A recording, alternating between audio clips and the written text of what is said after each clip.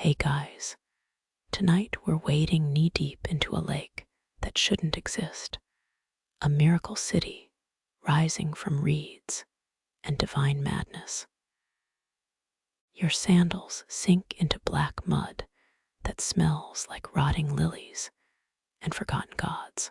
Cattails hiss in the wind as herons pierce dawn-gold water.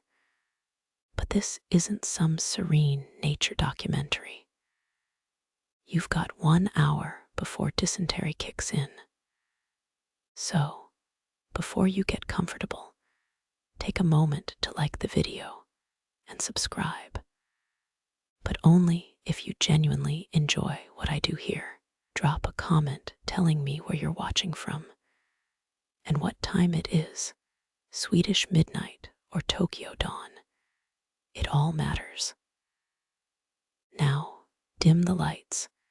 Maybe turn on a fan for that soft background hum, and let's ease into tonight's journey together. The year is 1325, no numbers, just syllables sticky with sap and sacrifice.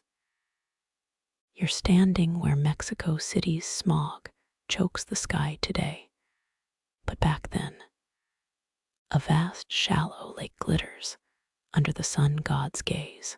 Armies of fireflies cloud your vision until, blink twice, they resolve into torches carried by barefoot engineers. These aren't your average construction workers. They're priest architects high on ritual mushrooms, convinced a hummingbird god told them to build paradise in a swamp. Mainstream history loves the eagle on a cactus myth. You've seen it on Mexico's flag. But textbooks skip the sludge between toes reality. Imagine Hailey Bieber's skincare routine, but for swampland. The Aztecs layered volcanic rock over timber pilings. Mediterranean engineers would have fainted, then piled mud and woven reeds into anti-sink platforms. Archaeologists found a 16th century tax record proving they used 13 million cubic feet of lake sediment. That's enough dirt to bury Manhattan knee-deep. Now the quirky bit they won't teach you. Double the mushroom dosage. One priest's vision showed a crocodile whispering coordinates, latitude and longitude carved into its teeth, when divers actually found a stone crocodile monument in 2019. Its maw-held glyphs matching the city's original street grid. Coincidence or divine Google Maps? You're shivering now, wet tunic clinging like a second skin.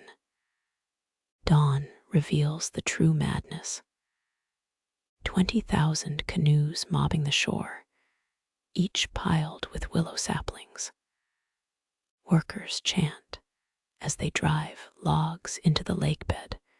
Their rhythm syncs with your pulse. A foreman barks orders while nibbling chili-spiced grasshoppers. Snack break. Historians still argue whether the lake was holy before the Aztecs arrived, or made holy by their desperation. Turns out building on jelly-like silt isn't a great career move, but when floods come, and they will, you'll wish you'd listened to those stoned priests. Their secret: warp the land like origami. Fold the swamp into terraces, crease the shoreline into canals, until the lake itself becomes clay in human hands. Breathe the salt sting of evaporating water. Taste the iron tang of blood. Oh right, today's a dedication ceremony. Captured warriors bleed out over freshly laid foundations. Their last breaths mist the air alongside the engineer's sweat. Morbid, sure, but the mortar's still holding 5 centuries later, so maybe stick to judging tinder dates, not ancient rituals. Footsteps squelch behind you. A surveyor unfurls a deerskin map painted with cochineal dye. The city blueprint glows crimson, streets as precise as spider silk, temple districts aligned with Venus. Your modern brain screams gentrification until you spot the sewage treatment zones. Yeah, they planned those too. Tenochtitlan had more public toilets than 19th century London. Let that sink in next time your Starbucks bathroom's out of order. Sunset stains the lake blood orange. You're exhausted, mosquito-bitten, and weirdly awestruck. Those willow saplings you saw planted this morning, their roots will interlock within a year, forming living anchors no storm can break. The Aztecs didn't just build on water. They tricked ecology into being their bricklayer. A hand grips your shoulder, turns you toward the half-built pyramid. Its shadow stretches across the lake like a sleeping god.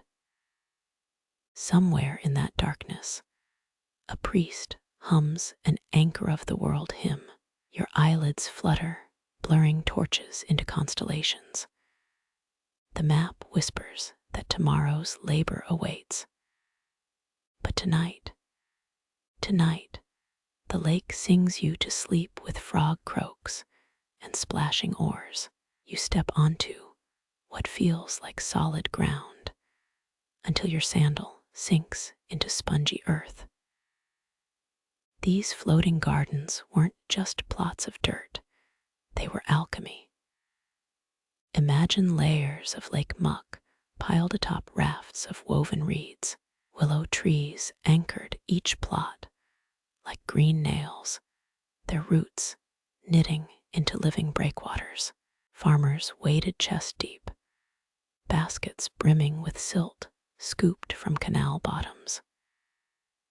You catch the tang of decaying plants, a calculated rot feeding next season's maize. The Mexica called it China middle, reed basket, though you'd swear these grids resembled chessboards from the sky. Legend claims priests modeled them after Xochimilco's sacred lake patterns, though historians still argue whether that's poetry or precise urban planning. Here's the magic trick. Layer aquatic weeds, add mud, repeat. Each chinampa rose 4 feet above the waterline, high enough to drain, but low enough to drink. Women planted fast-growing willows along the edges, their branches later pruned into fences. Children glued duck feathers to scarecrows' arms, flapping in the breeze. Ever wonder how they kept soil from washing away? The answer's underfoot, a matrix of roots and algae holding dirt prisoner. Workers replenished beds nightly, hauling black gold from composting pits. One codex depicts laborers giggling as they spread fermented human waste, a sanitation secret Europeans wouldn't embrace for 6 centuries. Yield rates boggle the mind. A single hectare could feed 20 people, triple medieval Europe's output. Crops grew year-round, maize in summer, beans in winter, squash trailing across canals. Ducks patrolled for pests, their eggs a protein lagniappe. Modern hydroponic farms, cute attempts. This system fed 200,000 souls without pesticides or tractors. Listen close. You'll hear the squelch of teleaxtal baskets being passed hand to hand. Every citizen owed labor days hauling mud, nobles included. They say Emperor Moctezuma himself waded knee-deep during planting festivals. Silk robes be damned. Skeptics call it propaganda, but pictographs show rulers with dirt-caked fingernails. Now the fringe bit. Some researchers swear chinampa mud contained hallucinogens. They point to algae species with LSD-like compounds, accidental antidepressants, in every tortilla. Mainstream experts roll their eyes, but recreated chinampas did yield mushrooms with curious properties. Maybe those visions, guiding farmers, weren't entirely spiritual. Water management was half the dance. Canals between plots served as irrigation ditches and canoe highways. Fish nibbled pests from dangling roots, tilapia, avant la lettre. At dawn, fishermen cast nets while bean sprouts unfurled beside them. You're looking at permaculture's great-grandparent, a closed-loop ecosystem humming with purpose. Notice the missing pieces. No plows, no draft animals, just bone tools and calloused palms. They moved 10,000 tons of soil annually, all by reed basket. The math hurts. One worker, one basket, 3 million trips.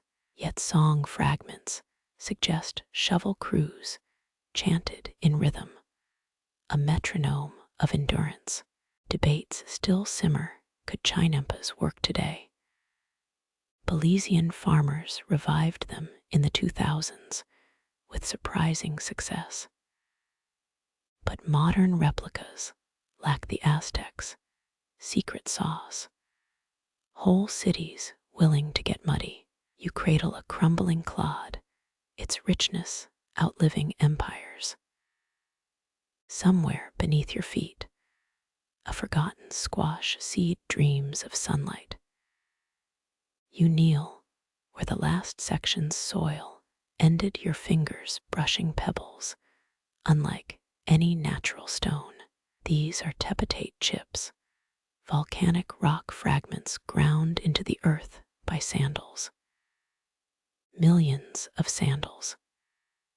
Imagine half the city walking daily with baskets strapped to their foreheads. No wagons, no mules, just human spines bending under 40-pound loads of mud. Axles exist here, but only on clay toys. Archaeologists found wheeled jaguar figurines in children's graves, yet adults moved mountains of earth without them. Why? The answer's in the lake bed, soft clay that swallow wooden wheels whole. Better to tread lightly with reed sandals than fight mud's quicksilver grip. Every sunrise, crews formed bucket brigades stretching from shorelines to chinampas. You'd hear the slap-wet rhythm, baskets passed hand to hand like basketballs. They mixed mud with straw for stability, a recipe later stolen by adobe makers. Efficiency was arithmetic, one basket every 7 seconds across 10,000 workers. Do the math. That's 12 million loads between planting seasons. Here's the kicker. The baskets themselves were biodegradable. Woven from carrizo reeds, they decomposed into fertilizer after 30 trips.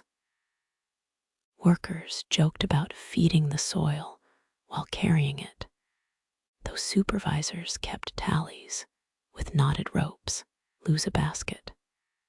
Your rations shrank by 2 maize cakes. Now the oddball detail.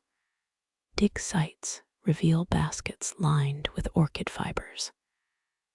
A 1984 excavation found strands of Laelia speciosa, a flower sacred to Xochiquetzal, goddess of fertility. Were they reinforcing baskets or blessing them? Laboratory tests showed the fibers reduced soil spillage by 19%. Divine engineering, perhaps. Causeways doubled as conveyor belts. Workers dumped baskets onto log rollers, porters, then dragged the sludge using maguey ropes.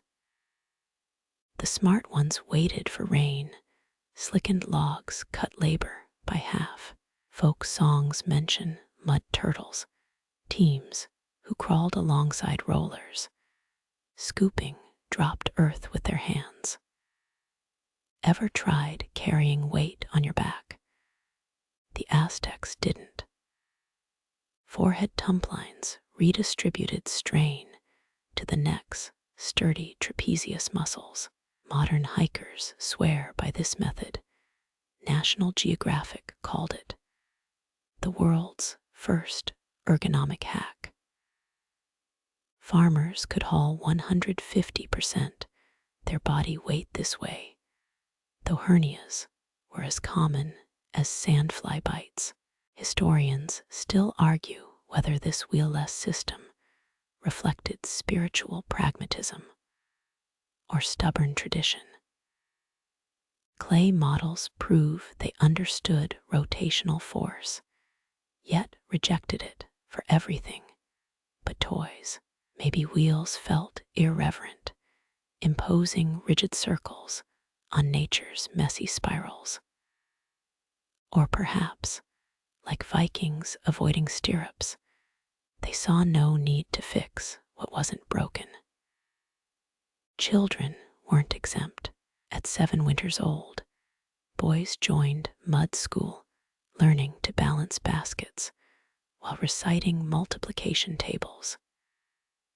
Girls practiced knot tying with scaled-down models. Play was preparation. Marble games used clay spheres representing basket volumes. Lose your marble, lose breakfast. The real marvel. Injury rates. No pulleys meant fewer crushed limbs, but herniated discs plagued older workers. Skeletons show thickened vertebrae from decades of compression.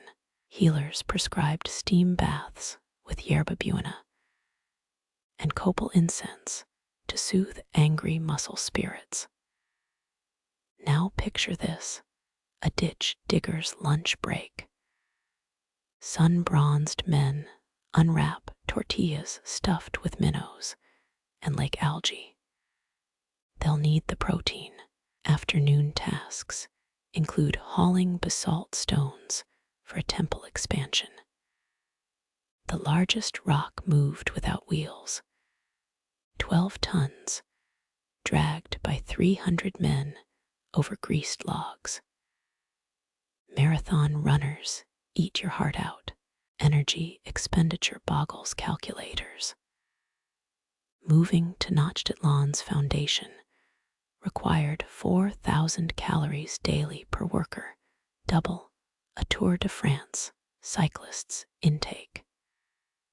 Their secret: amaranth gruel with honey plus roasted grasshoppers for crunch. Modern nutritionists confirm it's a balanced diet, though few volunteers line up for the grasshopper part. Labor shifts blurred into festivals. Chinese letter, Chinese letter, Chinese letter, Chinese letter, Chinese letter, Chinese letter, Chinese letter workers painted their baskets cobalt blue and raced along causeways. Winners earned feather headdresses. Stragglers got latrine duty.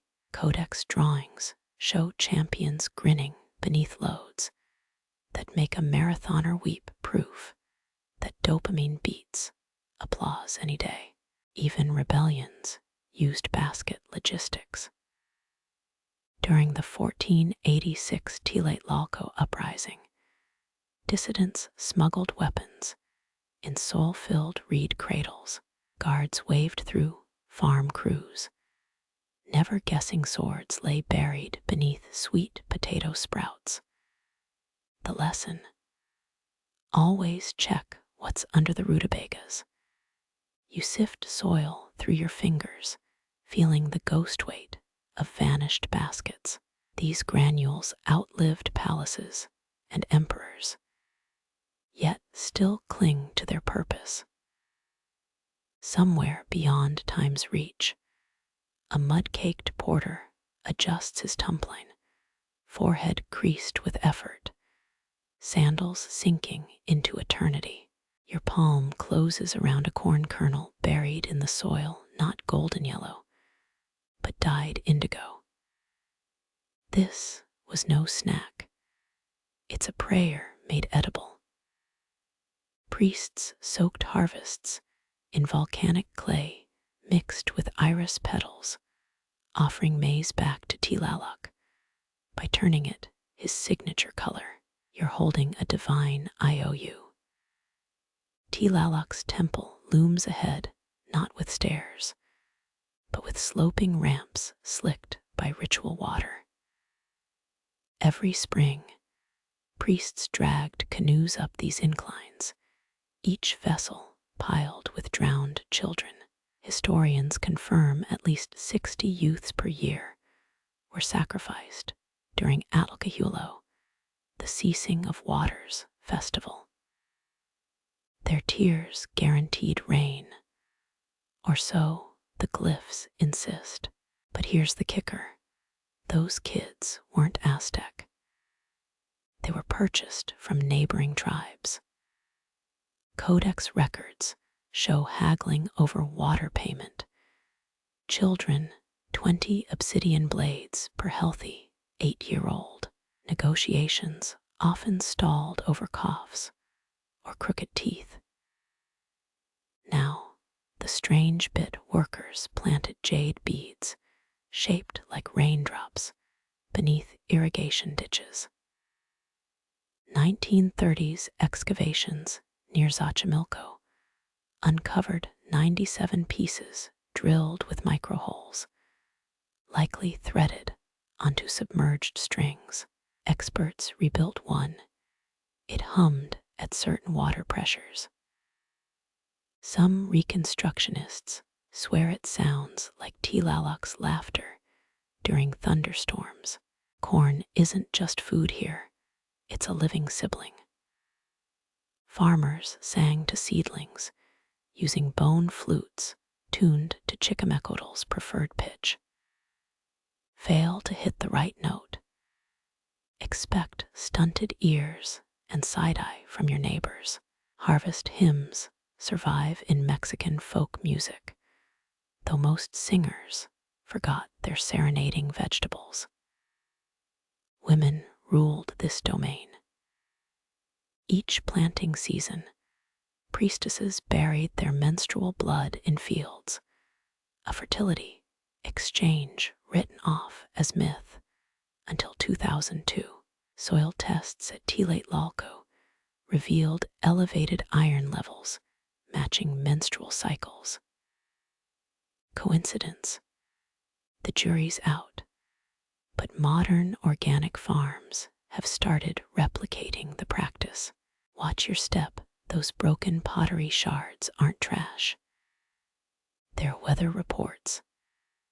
Painted lines on fragments predicted rain schedules, red for drought years, blue for floods. Farmers carried them like pocket almanacs. The system worked shockingly well, until the Spanish melted them into tile glaze.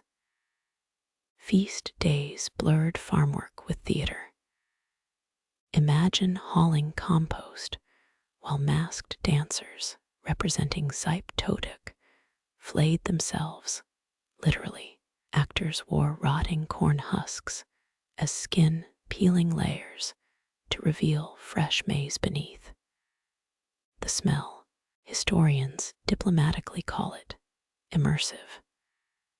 Midwives had a side gig, crafting cornhusk dolls infused with avocado leaves. Buried under doorsteps, they supposedly lured pathogenic spirits away from crops. Bonus, they also deterred mice. One doll survives in Veracruz. Its 1521 owner scribbled defender against rats and Spaniards in Nahuatl. The real head-scratcher, aqueducts diverted to baptismal fonts after Spanish conquest. Locals pretended to worship Christian fonts while secretly blessing them with ancient corn pollen. Friars praised their devotion, never noticing the yellow dust coating every statue's feet. Now the debate. Did rituals actually help agriculture? Skeptics note Tlaloc's shrines clustered near natural springs. Prayers targeted areas already primed for irrigation. Believers counter that 80% of documented ceremonies preceded bumper crops, even during droughts. Correlation or divine intervention. Grab a tortilla and pick a side. You crouch by an altar stone, its surface scarred by millennia of obsidian blades. Blood grooves channeled sacrifices into ceremonial troughs, which fed directly into the chinampas. The Aztecs recycled everything, even holiness. Wannabe corn witches, take note. Surviving spells require whispering requests to colonels while spinning clockwise. Do it wrong, and legend says your tortillas will gossip about you. Try explaining that to your dinner guests. As dusk purples the sky, you spot movement in the maze, not wind, but dancers. Their ankle bells chime as they retrace the path of the 7 ears, a harvest dance mapping Orion's belt. Astronomers found star charts woven into ritual headdresses, turning farmers into celestial cartographers. Tlaloc's final joke. His storms still flood Mexico City, while his canals lie paved under shopping malls. Next time you eat a lote, sprinkle a few kernels, just in case he's watching. Rain or shine, the gods of dirt and water never clock out. Rain still patters your neck as you shuffle south, the cornfield whispers fading behind. Ahead stretches a gray expanse wider than the lake itself, the remains of Nezahualcoatl's dike. What once roared as a 10-mile battlement now crumbles like old bread, its stones repurposed for Spanish churches.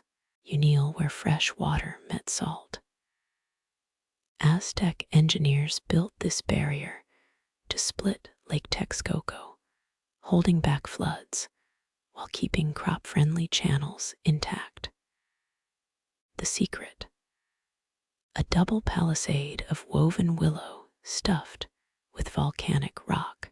Workers sang rhythmic chants to synchronize stone placements. Labor anthems so precise, modern engineers recreated them for bridge constructions. But here's the twist. Embedded every 100 paces were obsidian mirrors angled skyward. Excavations in 2004 found 3 still intact, their surfaces scratched by frantic claw marks. Some theorists claim they reflected moonlight to disorient water spirits, or maybe just scared off seagulls. Tlaloc's storms didn't surrender easily. Chronicles describe laborers waist-deep in torrents, passing baskets hand to hand for 3 days straight. Their payment: golden ear flares and hallucinogenic frog salve.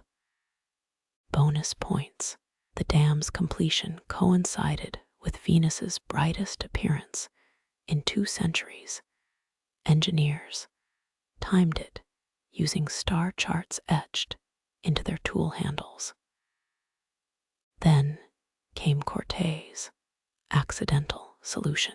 When revolt erupted in 1520, Spanish troops supposedly breached the dike to escape, unleashing a flood that drowned their own men. But leaked letters from 1522 reveal conquistadors discussing drowning the serpent's heart weeks beforehand. Historians still argue whether the sabotage was strategy or stupidity. Your boots sink into what's left of the mortar, a mix of lime, crushed snail shells, and cactus sap. It held firm for nearly a century, until European cows did what floodwaters couldn't. Their hooves tore up the protective marsh grasses, turning the lake bed into a dust bowl. Chew this: Nezahualcoatl's original blueprints included sluice gates coated in beeswax. Workers reopened them seasonally using ropes made from human hair donated by temple priestesses.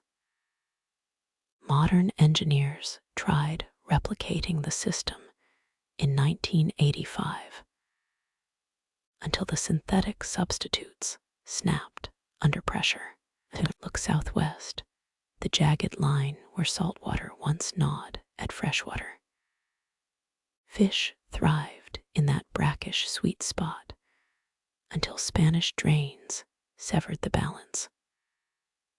Local legends claim coyotes still howl lake lullabies there every June, though biologists blame mating season.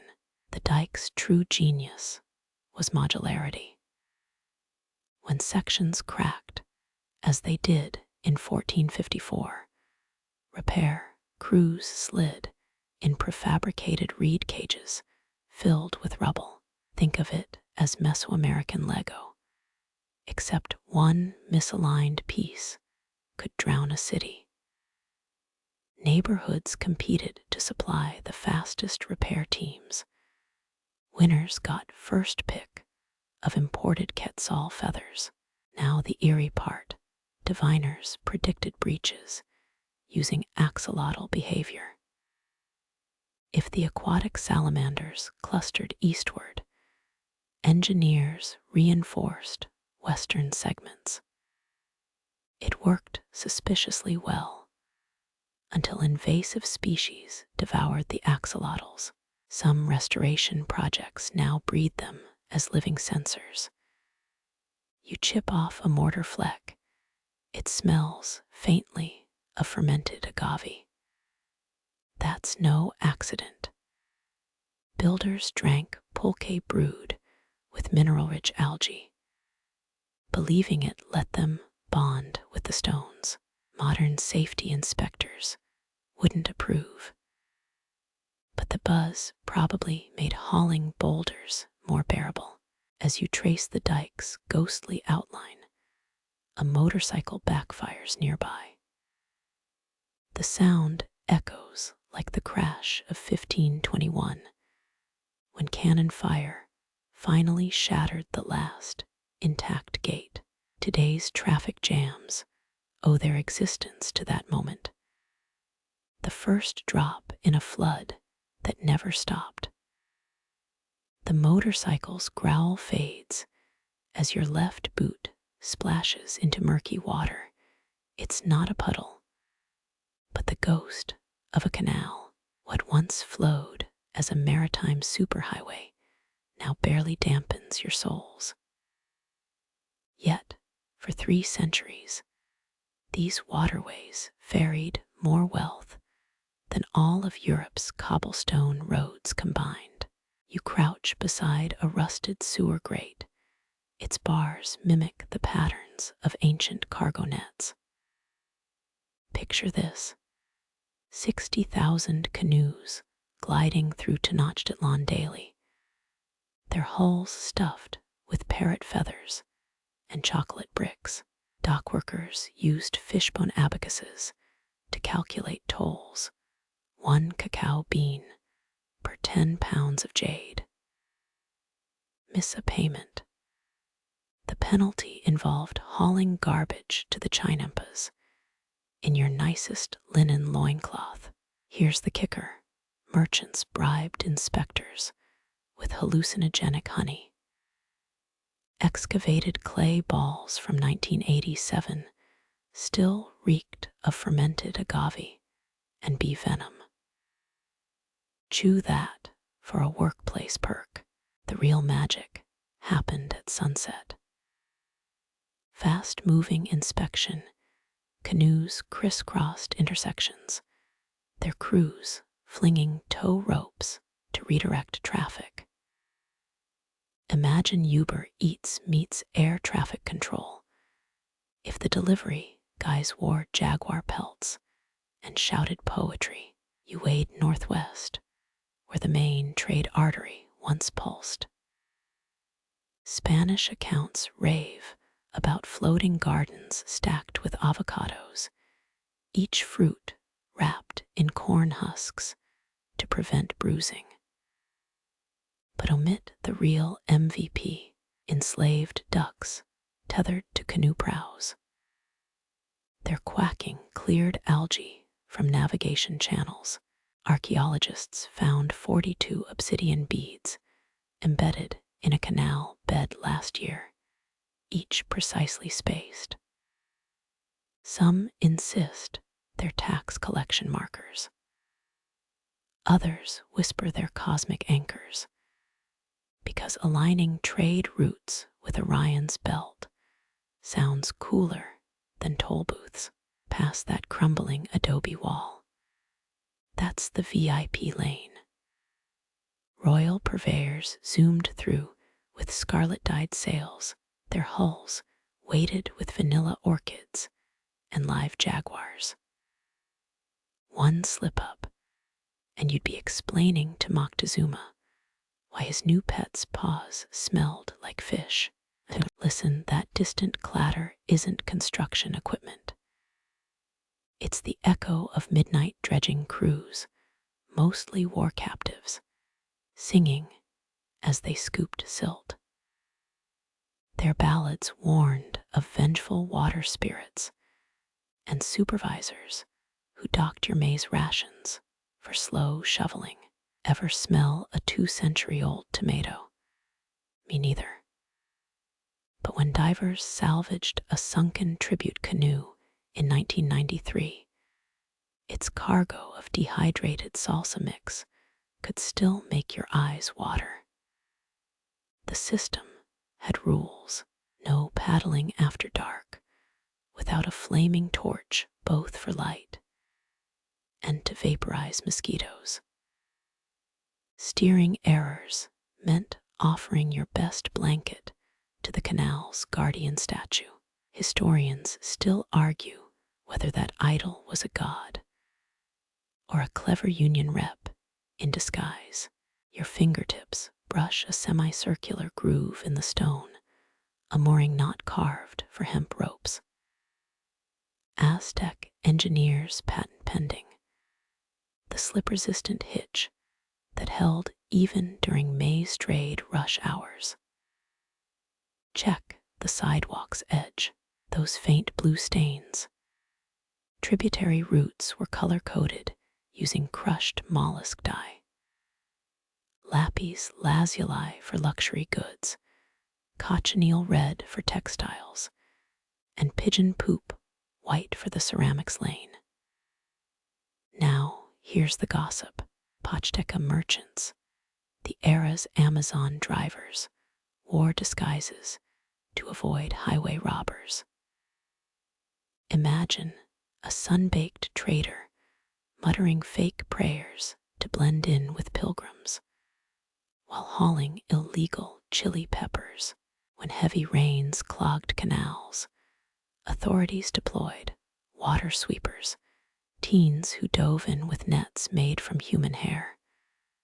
The risk, leeches. The reward, first dibs on any dropped jewelry. Your heel grinds against something glassy, a shattered obsidian blade. These were the original box cutters, used to slice through palm fiber cargo straps. Careful, they're sharper than your last breakup. At night, the waterways transformed. Conch shell horns signaled shift changes, while glow worms in reed cages marked dangerous bends. Modern Mexico City's traffic lights feel downright unimaginative by comparison. The real power move. Tax assessors used chocolate as a breath mint during inspections. Nothing says pay up like a bureaucrat sucking on a 70% cacao tab. As you pass a taco stand's neon sign, consider this, that Al Pastor you're craving traveled these same routes 6 centuries ago. The vessels changed, the hunger didn't. The taco stand's charcoal smoke fades as a sharper tang hits. Imagine a porta-potty bakery. Welcome to Tenochtitlan's least glamorous innovation. Recycling systems that turned waste into wealth. Your sandal squelches, where night soil collectors once paddled their canoes brimming with human gold destined for chinampas. Most cities dump it. The Aztecs embalmed turds in clay urns and resold them as fertilizer. Archaeologists found ledgers detailing prices, 2 cacao beans per jar in peak growing season. Farmers competed for ripe batches, aged exactly 11 moons, the microbial sweet spot. Here's the twist. Nobles slathered processed waste on their faces as acne treatment. Codex illustrations show court ladies mixing it with crushed flowers, medieval proctive, with a side of eau de sewage. It gets weirder. Warriors used dried patties as emergency rations during sieges. Historians still argue whether they actually ate it or just chucked them as biological grenades. You pass a storm drain crusted with mineral deposits. That's not salt, it's the ghost of urine collection points. Public latrines drained into reed filters, separating nitrogen from, let's call it, liquid assets. The ammonia-rich slurry preserved fish catches during lean winters. Workers called tilalyankas wielded obsidian scrapers to clean privies. Nightly think medieval janitors with hazard pay in avocado coupons. Their ballads survive, odes to absent sweethearts, and complaints about explosive diarrhea shifts. Every solstice, merchants paraded through the grand temple hauling sacred soil. Priests blessed these steaming offerings to Chichimequotl, goddess of corn. Was it ritual or an early PR campaign to normalize poop? Follow the scent trail to canal-side drying racks. Families contracted by the state spread night soil under the noon sun, killing pathogens through dehydration. Kids earned extra maize rations by shooing flies with feather dusters. 1978, subway diggers hit a ceramic pipeline, still clogged with 500-year-old excrement. Lab tests revealed traces of blueberries, proving the Aztec elite imported superfoods before they were cool. The real drama: night soil piracy. Thieves raided drying yards using distraction tactics. Flaming owl decoys worked wonders.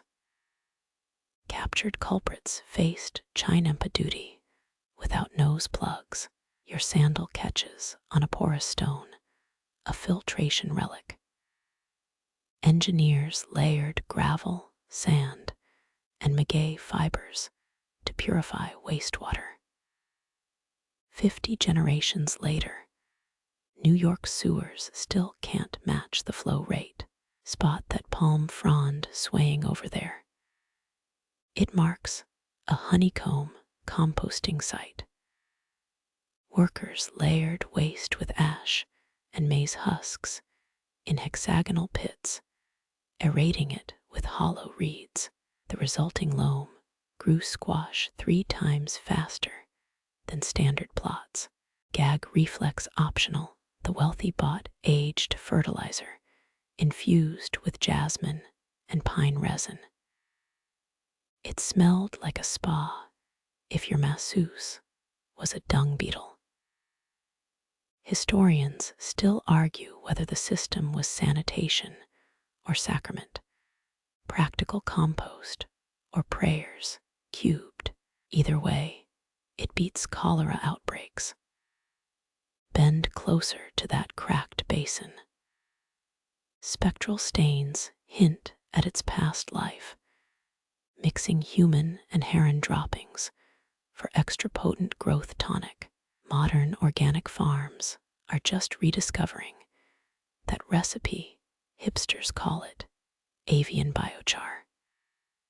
The grandest market stall. Excremento Real, a luxury brand selling gold-dusted waste from Moctezuma's own privy. Status-conscious nobles sprinkled it on their gardens like parmesan. When the Spanish arrived, they called it barbaric, while their own streets bubbled with plague. By 1550, they'd adopted Aztec methods, but never gave credit. Sound familiar? Your pinky grazes a mossy brick. That's not moss. It's resilient algae fed by lingering nutrients. 5 centuries later, the night soil still works. As city lights flicker on, consider this. Beneath your feet, 1,000 compost ghosts chuckle at our landfills. The circle of life spins on, just with less poetic branding. The stench of night soil fades as iron clangs ring across the water, not tools, but manacles. Those lush chinampas masking a darker truth. Empires feed on conquest. Welcome to Tenochtitlan's open secret. Prisoners of war turned pumpkin planting puppets. You kneel by a rust-stained stone. 7 generations of captive fingerprints etch its surface, calluses pressed into volcanic rock. The flower wars weren't just ritual combat. Tens of thousands, taken alive, marched here to haul mud until their sandals dissolved. Farm labor sounds tame. Try carving canals with obsidian shards under a killing sun. Overseers laced drinking water with chili powder to boost productivity.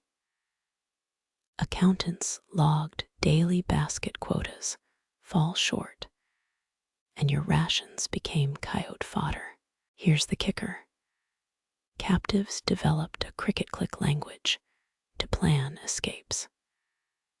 Archaeologists found hollow reeds stuffed with carved insect legs, Proto-Morse code. One whistling ditty survived. Dig where the corn grows crooked, till the eagle's shadow blinks. The eagle knights patrolled on reed rafts, feathered helmets dripping in jade. Their secret weapon, hallucinogenic darts dipped in fermented toad venom. Miss a quota, get grazed. Spend your punishment shift. Convinced maize stalks are singing Aztec hymns. Historians still argue whether captives outnumbered free workers by 1520. Tax records burned when Cortés torched the city, leaving only poetry hinting at scales. The lake's arms grew heavy with strangers' sweat. Spot those grooves in the causeway. Prisoners dragged tribute stones here from miles away. Blistered hands polished the grooves smooth. Centuries later, your fingers catch their sweat salts. Joke time. Aztec stand-up scrolls mock lazy captives as maguey slugs. One surviving punchline. Why'd the Texcoco warrior quit farming? He couldn't bean the pressure. I'll stick to archaeology, the darkest harvest. Captives bred war crop, maguey, thorned plants that shredded skin. Victory feasts featured liquor fermented from their blood-spiked sap. Modern chefs tried replicating it and immediately called a sommelier. Montezuma's twist. Elite prisoners became agricultural advisors. A Tlaxcalan general redesigned irrigation systems while chained to a digging stick. His reward, a gold nose plug and a front row seat at his own future sacrifice. Children's games here mimicked farm labor: tiny hoes, miniature baskets. Winners earned frog jerky. Losers reenacted the humiliation of their captured parents. Harsh, the Aztecs called it debt prep. Check that broken amphora. It stored tamarind paste for keeping captives hydrated. Workers licked it straight. Unaware nobles spiked batches with laxatives to curb rebellion plans. Pro tip: avoid mystery snacks before escape attempts. The Spanish tried replicating this system with enslaved Africans. Spoiler: malaria killed more overseers than laborers. Moral: imperial plagiarism has consequences. As dusk paints the chinampa's gold, listen closer. That breeze through the willows, half wind, half the ghostly wheeze of punctured lungs. The lake never forgets its unpaid debts. The lake's breath hitches as dusk deepens. The last prisoners, wheezes dissolving into frog song. Now silence. Wrong. Cotton down the dark, the wetland's true voices awaken. You wade through reeds that tickle like laughing ghosts. First, a liquid query above. Squint up, moonlight etches a curve-billed thrasher's silhouette. Its nest twines with stolen chinampa rope, centuries-old fibers cradling new life. Here's the mainstream plaque moment. Texcoco's shallows hosted 7 million migratory birds yearly. Spanish ledgers marveled at sky rivers overnighting south. Modern Mexico City, 2% remain, but digress. That gurgling purr isn't your stomach. A least bittern hides feet away, master ventriloquist among cattails. Aztec fishers mimicked its call using hollowed avocado pits. Archaeologists recreated the sound and got dive-bombed by horny herons. Spot the floating islands too small for crops. Duck nurseries. Mothers nested atop compost heaps, rot warmth incubating eggs. Bonus. Hatchlings ate maggot protein shakes. Farm-to-beak efficiency. Quirky detour. Nobles imported quetzals for feathers. Problem. The birds dropped dead in lowland humidity. Solution. Icy Andean runoff piped into imperial aviaries. Energy drink-slurping interns have easier gigs. Hear that hollow knocking. Quetzalcoatl woodpeckers drilling agave trunks, nature's pest control. Flocks followed farmers like feathery cleanup crews. Bonus. Their beaks shaped temple hieroglyphs, living chisels with wings. Open-air orchestra undersells it. Each crop had an avian conductor. Scarlet macaws screeched for chilly harvests. Killdeer trilled when canals needed dredging. Lose a species, and the agricultural calendar hiccuped. Historians still argue whether those bone cages submerged offshore housed sacred eagles or just really bad zoo designers. One stinky clue. 16th century journals mention waterfowl demanding tribute in fish guts. That sulfur stench. Brine shrimp blooms, Texcoco's version of dawn choruses. Workers shoveled them into algal fuel cakes, sustainable energy, until priests declared the crustaceans Tlalocs toenail clippings. Progress derailed. Joke break. Why'd the Muscovy duck join the eagle knights? To infiltrate the quack of dawn. Send help. Midnight unspools a secret. Glowworms mimic star constellations, reflected in still canals. Farmers navigated by this bioluminescent GPS. Modern astronomers mapped it and found Venus's path deviations. Turns out worms don't care about planetary math. Foundational myth check. The god Xochipilli supposedly composed flute songs by recording bird chatter. Ethnomusicologists analyzed feather flute frequencies, matches the hermit thrush's mating call. Coincidence? Tell that to the drunk grad students who tried duetting with warblers. Don't romanticize the Eden shtick. Kingfishers stabbed egrets over fishing rights. Coots body-slammed ducks in territorial spats. The Vatican's avian court records. Yes, real, cite over 4,000 beak-related lawsuits. Grim footnote. Child laborers dove for grebe eggs in hypothermia shifts. Their payment. Fermented algae candy that glowed in the dark and caused hallucinations of jaguar dentists. Underground shocker.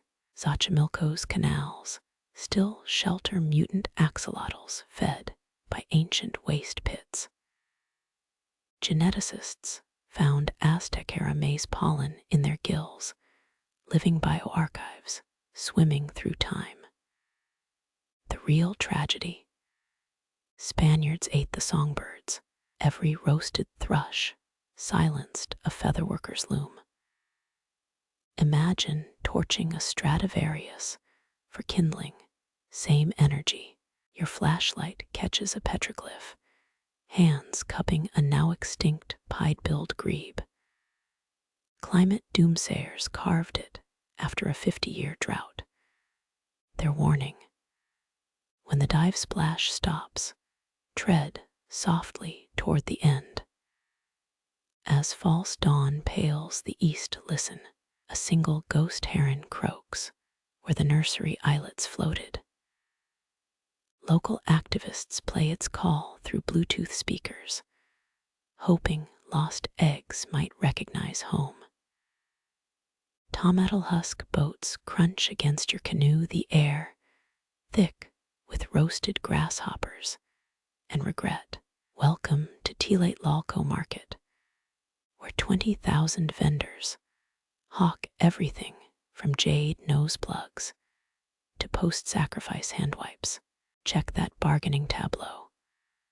A matron proffers obsidian blades balanced on chocolate bars. Currency here isn't coins, it's cacahuatl beans. Hernan Cortés, scribe, noted tinkling sacks louder than cathedral bells. Confession, colonial greed literally weighed beans. One account lists a corrupted treasurer with cocoa-stuffed mattress. Breathe deep chili powder pricks your sinuses alongside fermented duck eggs. Secret booth alert, builders hawked lightning-struck cypress for elite homes. Modern dendrochronologists confirmed fires were arson for profit schemes. Early gentrification hustle, sweet versus savory, row hits first. Left, honey-drenched pumpkin blossoms. Right, boiled axolotl skewers. Center stage, a shouting match over salt tax evasion. Inspect my brine vats. Fools know one, those crystals hail from rebel territories, quirky intel unearthed.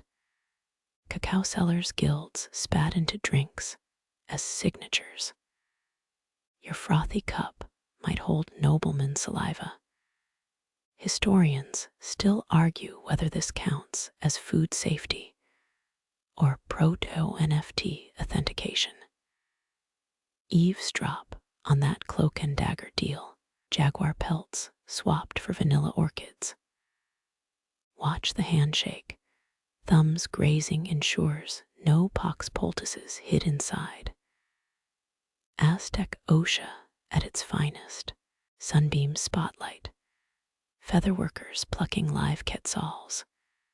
Cruel, maybe, fashion demands, undeniable. One codex shows nobles wearing molting season couture with ethical sourcing claims.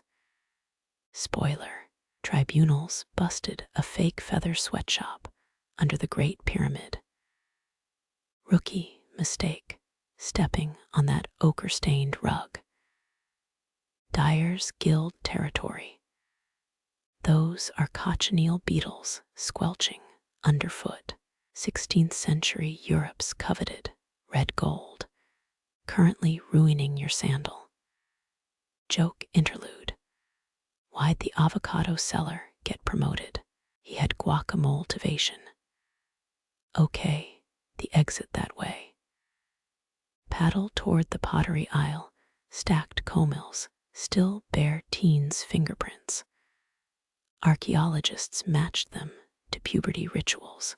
Imagine a quinceanera, but with kiln accidents and inevitable parental disappointment. That sulfur stench isn't the lake, it's uric acid from parrot breeders' huts. Royals demanded military macaw squawking lessons for kids. Results mixed. A scroll laments Prince Ahuazatl's macaw biting off his tutor's let's say dignity. Overheard debate. Which is heavier, cotton armor or a chieftain's ego? Trick question, both collapse under lightest rain. Midday sun glints off obsidian mirrors, merchants signaling allies across lanes. Spycraft 101, tilt reflections to spell out glyphs. A decoded message once read, overstocked stingray spines. Start warehouse fire. Capitalism, eternally flammable. Ghost story time. Night guards swore markets whispered prices post-curfew. Turns out, wind through reed scales mimicking haggling. Bonus, the ghost customers were just drunk off pulque bribes. That 12-foot stingray. Not seafood, a gambling den's mascot. Betting slips bore victims' names for the next sacrifice. House always wins, literally. Feminist victory corner. Women ran 60% of stalls. One ledger lists a tortilla magnate who undercut competitors via disruptive corn rumor campaigns. Ancient Yelp reviews were brutal. Underfoot treasure. Tamale wrappers stamped with poetry. Recent digs found 80% were bad breakup verses. Tlaxcalan imports had especially petty couplets. Historian headache. Why'd vendors stockpile coral snake venom? Anti-theft defense, or an early form of Botox. Scrolls remain suspiciously vague. Your sandal squelches on and attention, the fabled mud of consensus. Negotiation tactic. Splatter opponents' cloaks to force compromises. Dry cleaning didn't exist, but tantrums sure did. Culinary time capsule alert. Sip frothy chilitali chili cocoa, brew dubbed the regretful morning. 2 cups in, you'll confess to crimes your ancestors committed. Sunset horns sound, guards whip reed curtain walls shut. Too slow. You're locked in among duck sellers, leftover quacks. Pro strat. Bribe patrols with vanilla pods. Final image. Obsidian shards littering emptied stalls. Tomorrow's currency, already glinting under moonlight. A hound scavenges spilled chia seeds, tail wagging through history's crumbs. The scavenger hound's whimper pulls your gaze upward, where Lake Texcoco's mirror surface now cracks under a white-hot sky. You taste dust where brine should linger. 6 straight dry seasons, shriveling canals to mud trails, that sprawling aquatic metropolis, reduced to a fever dream. Farmers once knee-deep in chinampa channels now claw at cracked earth fingernails, snapping against concrete-hard mud. Historians confirm this. The Great Famine of 1450 froze harvests for 4 cruel years. Grandchildren would later call it the time when rocks became food. Cradle your ears against the dirge rising from temple steps. Priests of Tlaloc shatter jade beads, each pop meant to mimic raindrops. Desperation perfumes the air, burnt copal incense, undercut by soured maize stores. Funerary detail. Nobles get buried in rain masks of glued-on chia seeds. The logic. Sprouts might coax Tlaloc's mercy. Spoiler, it just fed cemetery rats. Those iconic floating gardens. See their underbelly now. Chinampa roots bake in open air, willow anchors collapsing like drunkards. A child tries licking dew off reed mats. Finds only salt crusts. Quirky survival tactic uncovered. Urban Pochteca merchants traded heirloom beans for drunkard's breath. Theory. Alcohol vapors condensed into emergency water. Sadly, chemistry wasn't their ally. Empires don't starve quietly. Hear that? 1,000 hunger-swollen, tongues scraping clay coal-mills for charred residue. Poets later wrote of nobles auctioning shed skin flakes, last taste of royal flesh. Bloodletting escalates. Commoners prick earlobes with maguey spikes. The old blood-for-rain bargain. Watch a priestess flinch as she draws her obsidian lancet. She's done this 17 times today. Rainmaking fails. Blame shifts. Smell the pyres where cloud-cursed citizens burn their screams called thunder rehearsals. A codex fragment shows mothers abandoning infants in agave fields. Tiny mouths propped open toward dead skies. A merchant's joke turned sacred. Plant your teeth, maybe molars will sprout watermelons. It gets him flayed. The punchline.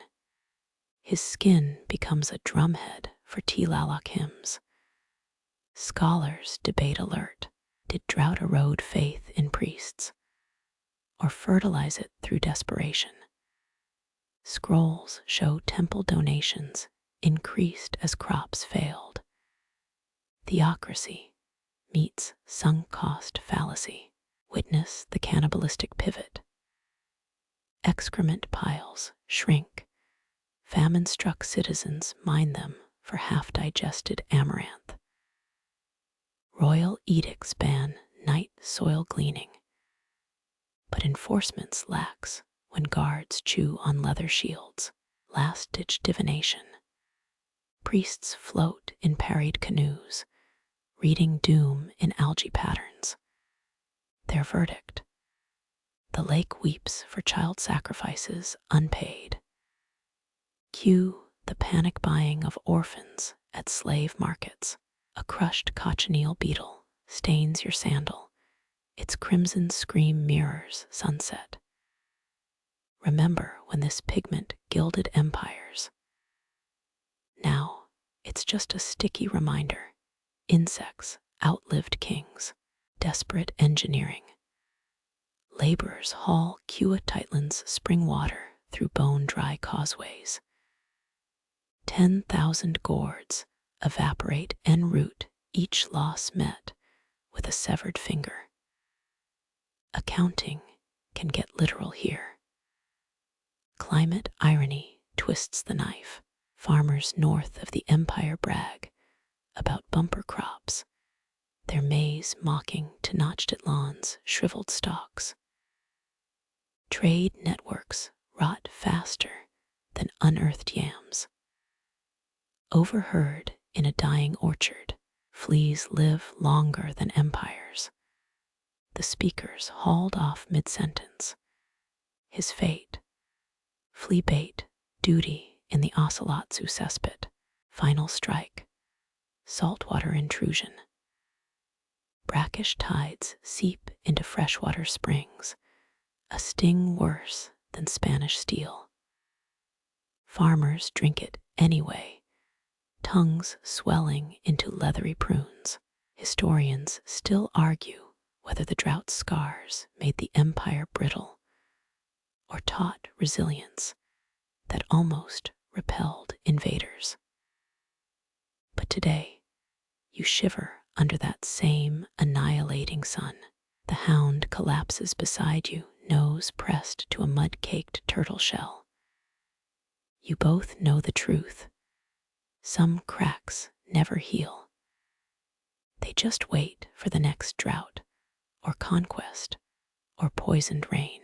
The hound's ear twitches first, a low rumble trembling through cracked earth. You squint at the lake's edge, where alien silhouettes breach the horizon. Clanking metal, snorting beasts, and banners screaming colors never seen in Anahuac. Spanish stirrups chime like cursed wind chimes as Cortés' cavalry advances. 16 war horses stampeding toward shallows. Their hooves sink instantly, mud swallowing fetlocks, then knees. Picture a tractor trapped in molasses, but hairier and angrier. Your sandal squelches as you retreat, reeds crunching underfoot like stale totopos. Aztec outriggers glide past, silent as herons. Watch canoe paddles kiss the lake's skin, every dip a tactical love tap. Here's the mainstream kicker.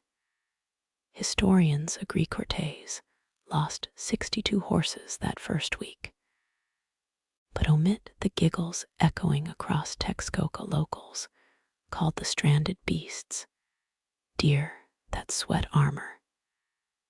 Chaos smells like algae, churned with horse dung. A stallion rears, its rider's polished breastplate reflecting panic. Splat. Both vanish into a mud geyser. Nearby, a Pachteca fisherman baits hooks with Spanish saddle leather. Tastes like Iberian ham, he lies. Quirky alert. Dig sites near Tlatelolco, revealed horse bones clad in melted Aztec cotton armor. Turns out, someone tried repurposing stolen conquistador tapestries as equestrian protection. Spoiler, horsetails caught fire during field tests. Witness the mismatch. Tercio's soldiers swing broadswords at air, canoes zigzagging beyond reach. Arrows plink off caboset helmets until a log canoe rams a stallion's ribs. Physics wins, horse ribs crack like ceramic pipkins. Overhears a Cortés lieutenant screaming, "This isn't in the manual." His journal later called the lake Satan's baptismal font. The Aztec nickname, our grandmother's slippery embrace. Historians still argue whether Cortés' retreat was strategy or pure terror. Scrolls show the Spanish built rafts post-retreat using wood from their own dismantled ships. Freud would have charged extra for that analysis. Looters later found horseshoes in the lake bed, rusted into Rorschach blots. Some think they resemble Quetzalcoatl, others see boar heads. Bonus oddity. One shoe still cradled a wasp's nest, insects outlasting invaders. You wade toward a stranded mare, her eye wild with pre-Darwin confusion. She nuzzles your palm, mistaking it for an oatless feed bag. "Sorry, chica," you mutter, the first Spanish word learned via equine peer pressure. Spot a war priest pocketing horsehair for divination tassels. His apprentice tries braiding it with human scalp locks. Fashion meets faction. The result? A cultural fusion even Tlatelolco hipsters wouldn't wear. Nightfall brings dissonant lullabies. Spanish campfires croak out Ave Marias, answered by Aztec death whistles tuned to equine heartbeats. Somewhere, a horse sneezes, its mucus hawking a perfect pearl from Oaxaca. Dawn exposes the price of hubris. Breastplates clog fishing nets, repurposed as tortilla griddles. A catfish nibbles a rusting Mauryan helmet, finning through history's cafeteria line. But remember, this is a stalemate, not a victory. That stink of wet conquistador. It's temporary. Somewhere beyond the lake, iron smelters birth fresh hell, and smallpox blancmange boils in European veins. The hound howls at a half-sunken stallion, now a perch for cormorants. You pocket a horseshoe, feeling its chill. Forge that into a knife, and the story bends. Leave it as is, rust writes its own epitaph. Your palm still cradles the horseshoe's chill when the first cough ripples across the causeway. Not the bark of a weary elder, this hack rasps like a saw on obsidian. You turn and catch the merciless glint in the Spaniard's eye, not malice, mucus. Germs slip ashore before any flag. Smallpox needs no galleons. It rides human breath like a feather on monsoon winds. By sundown, 73 canoe paddlers clutch their ribs. Blisters bloom by midnight. Angry rubies studding necks, palms, eyelids. Here's the cruel joke. Pox devours warriors faster than Spanish steel. The guardian of chinampas collapses mid-song, his drum still warm. Maize plants tilt, untended roots choking on their own thirst.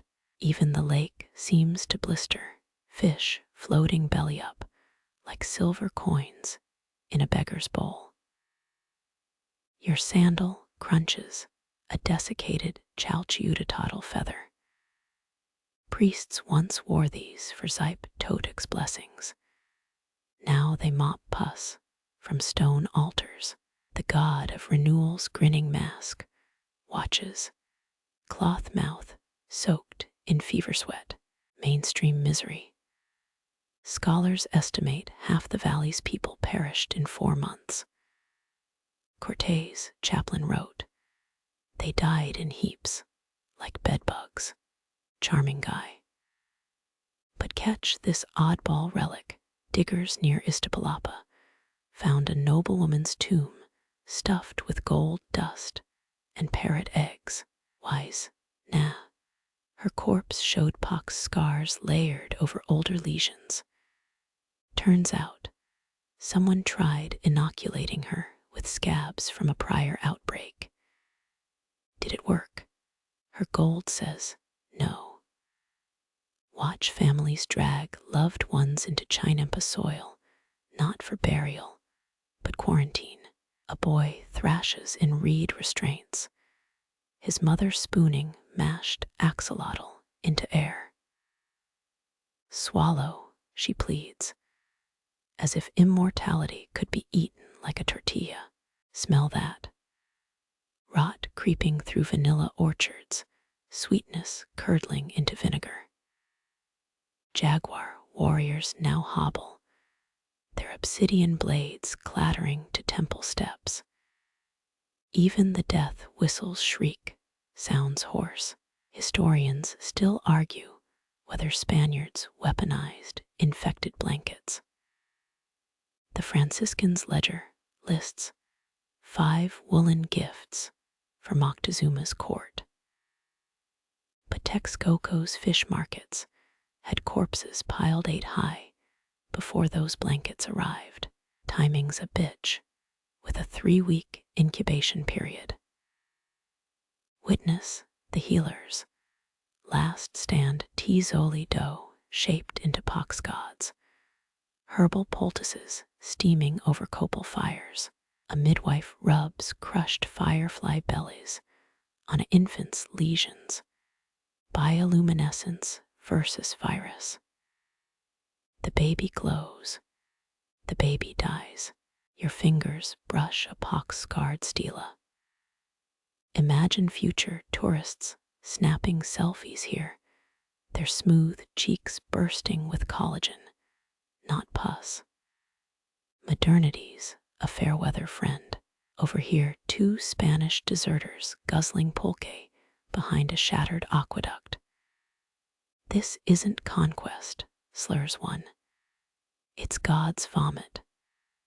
Their helmets fill with maguey worms, breakfast of doomed men. Quirky twist, examination of a 1548 manure pile revealed smallpox DNA preserved in llama fur. Oh wait, no llamas in Aztec Mesoamerica. So either someone imported illegal Andean fashion, or European microbes partied harder than we thought. Dawn exposes the new hierarchy. Flies crown bloated corpses their buzz, drowning out prayer. A surviving artisan carves jade into pox amulets, too late for buyers. You pocket one shaped like a teardrop talisman or paperweight. That horseshoe in your bag grows heavier. Forge a scalpel. Harvest scabs for study. Your knuckles whiten. Too late for hypotheticals. The hound by the well just collapsed mid-howl. Its milky eyes mirror yours. Spanish drums resume beyond the causeway, a different rhythm. Not attack cadence, digging. Mass graves, accept both empires now. A friar drops a rosary into the pit beads, skittering across Aztec ribs. Ecumenical to the end, touch your own unscathed cheek. Luck, immunity, or just the calm before your cells ignite. The answer paddles toward you, a lone fisherman trailing fingers in the lake. His arm blooms with roses. The fisherman's pox-blossomed hand sinks beneath algae-scummed water as your boots crunch over limestone rubble. Spanish axes bite into Nezahualcoatl's dike, the 14-mile bulwark that once held back floods. Timber groans like a dying man. You taste mortar dust in the air, lime, and volcanic ash dissolving into spit. Cathedrals first, sewers later. Grunts a stonemason carving saints into what was a sluice gate. His chisel chips away glyphs of Tlaloc. The rain gods goggle. Eyes now St. Peter's frown. Workers haul charred cedar beams past the rubble. Each step squelches mud through gaps where precision-cut stones once interlocked. Mainstream miscalculation. Historians agree demolishing the dike invited annual floods, drowning the Spanish-built city. But colonial ledgers show it wasn't ignorance, just cost-cutting. Why repair Aztec, pagan plumbing when guilt altars impress investors back home? Your heel grinds a shattered ahujote root willows that anchored chinampas now feed Spanish bonfires. Coppery water seeps sideways into drained canals. A floating garden tilts, its squash vines strangling lily pads. Remember the jewel-toned produce stalls. Now it's all mud-caked hovels and gurgling cellars. Quirky find. 1980s archaeologists discovered nose plugs made of scented wax in a colonial privy. Turns out the Spanish copied Aztec methods to endure post-flood stenches while sermonizing about native filth. Watch a friar bless half-sunken houses, holy water sloshing into his boots. Two boys float a toy brigantine past a gutted Comicac school. Its surviving mosaic shows Quetzalcoatl's feathered tail, flanked by a crude chalk cross. Syncretism floats better than Spanish caravels. Historians still argue whether Cortés actively sabotaged the dike or just failed math. His engineers swore the lake was a puddle. 5 monsoons later, their cathedral's bell tower became a reef for carp. You pocket a warped copper nail, Spanish imports replacing obsidian blades. The metal stings your palm. By the ruined Alborada Causeway, a basket maker weaves reeds around a rusted helmet. Her fingers move like her grandmother's did, before floodwaters warped every memory. Smell that. Not the old lake's algae tang, but sewage fermenting in July heat. A conquistador's mare founders in sludge, its hooves sucking at stones laid by hands long pox-rotten. Overhear a treasury official brag about exporting chocolate. His inkwell floats in 3 inches of permanent flood. The quill scratches on, unaware the paper's watermark now maps rising damp. Sunset glares off cathedral scaffolding. Golden spires pierce low clouds, while the original flood markers, etched with jaguar heads, lie submerged.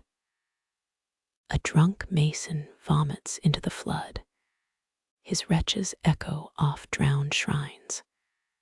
Your throat tightens. Legacy tastes like wet lime and greed. That jade amulet in your pocket. Toss it into the murk. It sinks slower than a Spanish cannon.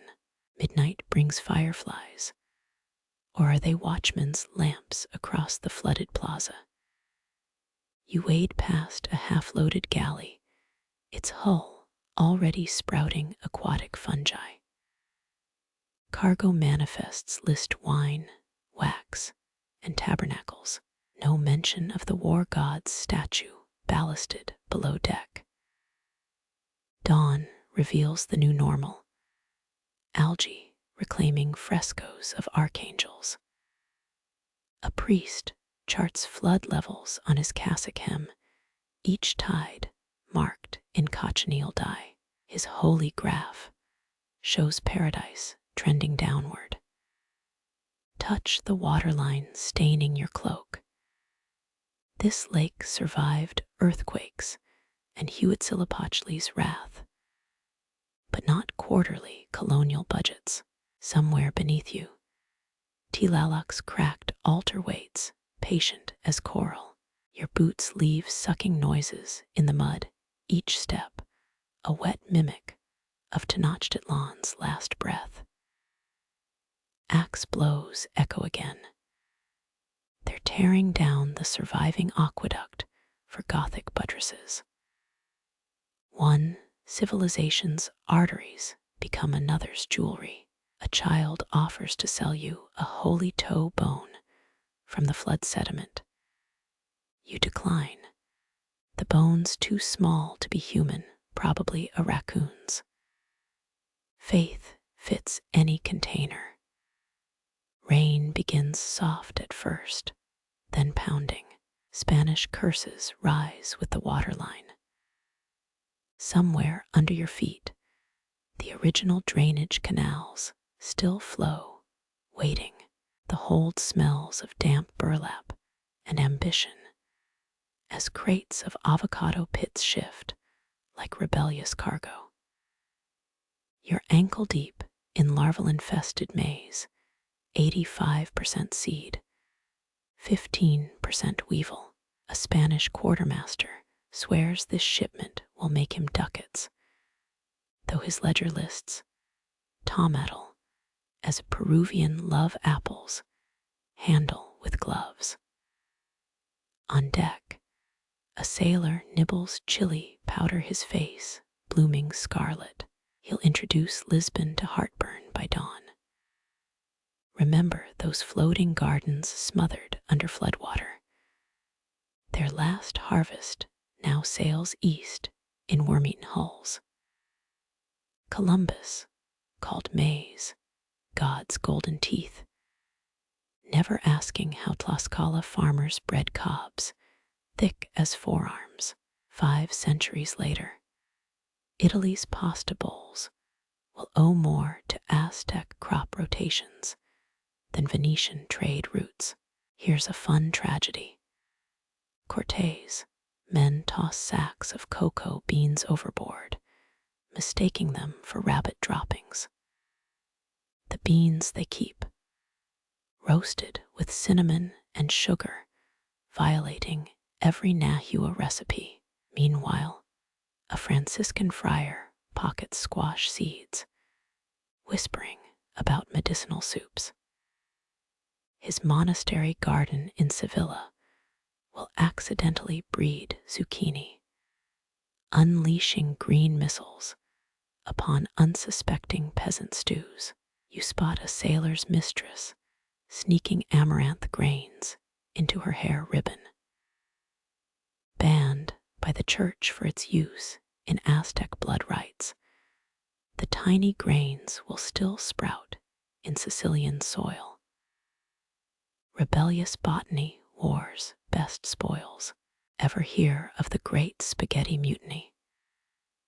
Neapolitan sailors revolted in 1598 when captains substituted maize for wheat. Turns out polenta doesn't stick to walls for proper doneness tests. Historians still argue whether Mesoamerican crops starved or saved Europe post-Black Death. Try mentioning that at a Tuscan vineyard. See how fast they refill your glass. A rat gnaws through a sack of vanilla orchids. Unknowingly, it just ate its weight in future French perfume fortunes. In Madrid, a duke's chef serves grilled tomato slices. His guests faint, convinced they've tasted Satan's apples. 2 generations later, Naples invents pizza. Ironies got a 50-year latency period. That quirky bit you requested. A papal gardener in 1573 accidentally crossbred chilies with bell peppers. His lasagna-obsessed bishop declared the result peperoncino, divinely inspired. The Vatican's kitchen logs later noted a 300% rise in communion wine consumption. Your fingers brush a pre-Columbian digging stick used as ballast, its owner's fingerprints still pressed into the wood. It'll prop up a Marseille tavern's grapevines, far from the chinampas it once tended. Globalism's a grave robber with good branding. Smell that. Not gunpowder or seaweed, but seeds fermenting in stolen soil. Each creates a silent conquistador, colonizing palates. Portuguese merchants will rename prickly pear Barbary fig and sell it back to Morocco at double the cost. Witness the first avocado sapling sold in Seville, its buyer convinced it cures gout. He'll die disappointed, but his granddaughter invents guacamole by mashing the fruit with stolen molasses. Recipes are just piracy with a spoon. Below deck, a drunk cartographer redraws the Atlantic as a cornstalk. His map ends up lining a Parisian fishmonger's trash bin, prophetic hieroglyph for globalization's mess. Midnight brings a squall. Waves wash over Tilma-wrapped amaranth, grafting Nahua genes onto Baltic barley. Nature laughs at customs forms. By dawn, the Aztec sunset moths stow away larvae hatch in a sack of cotton. They'll eat through French tapestries until Versailles curtains boast rebel patterns, jaguar spots blended with fleur-de-lis. Touch that tomato, still warm from Tenochtitlan's last sunrise. It feels softer than a conquistador's conscience, ripening toward a future no pyramid could predict. As the ship docks, a merchant weighs cocoa beans against Venetian gold. His scale tilts, spilling both into the harbor. The beans float. The gold sinks. A local urchin fries the cocoa with olive oil early prototype for Nutella's great-great-grandfather. You pocket a lone kernel off blue maize. It'll sit on your windowsill for years, until one rainy Tuesday, it sprouts. Rain taps your umbrella in rhythmic Morse code, each drop a reminder of the lake still weeping beneath Mexico City's concrete skin. You're shin-deep in a storm drain behind a Burger King, its neon glow reflecting on water rushing toward what? Somewhere beneath this traffic-choked roundabout, an Aztec canal hums with 8 centuries of rainwater and regret. Construction workers, jackhammering yesterday, hit a 16th century aqueduct fragment. Now you're watching archaeologists sip instant coffee beside a yawning pit, their headlamps illuminating Tenochtitlan's veins.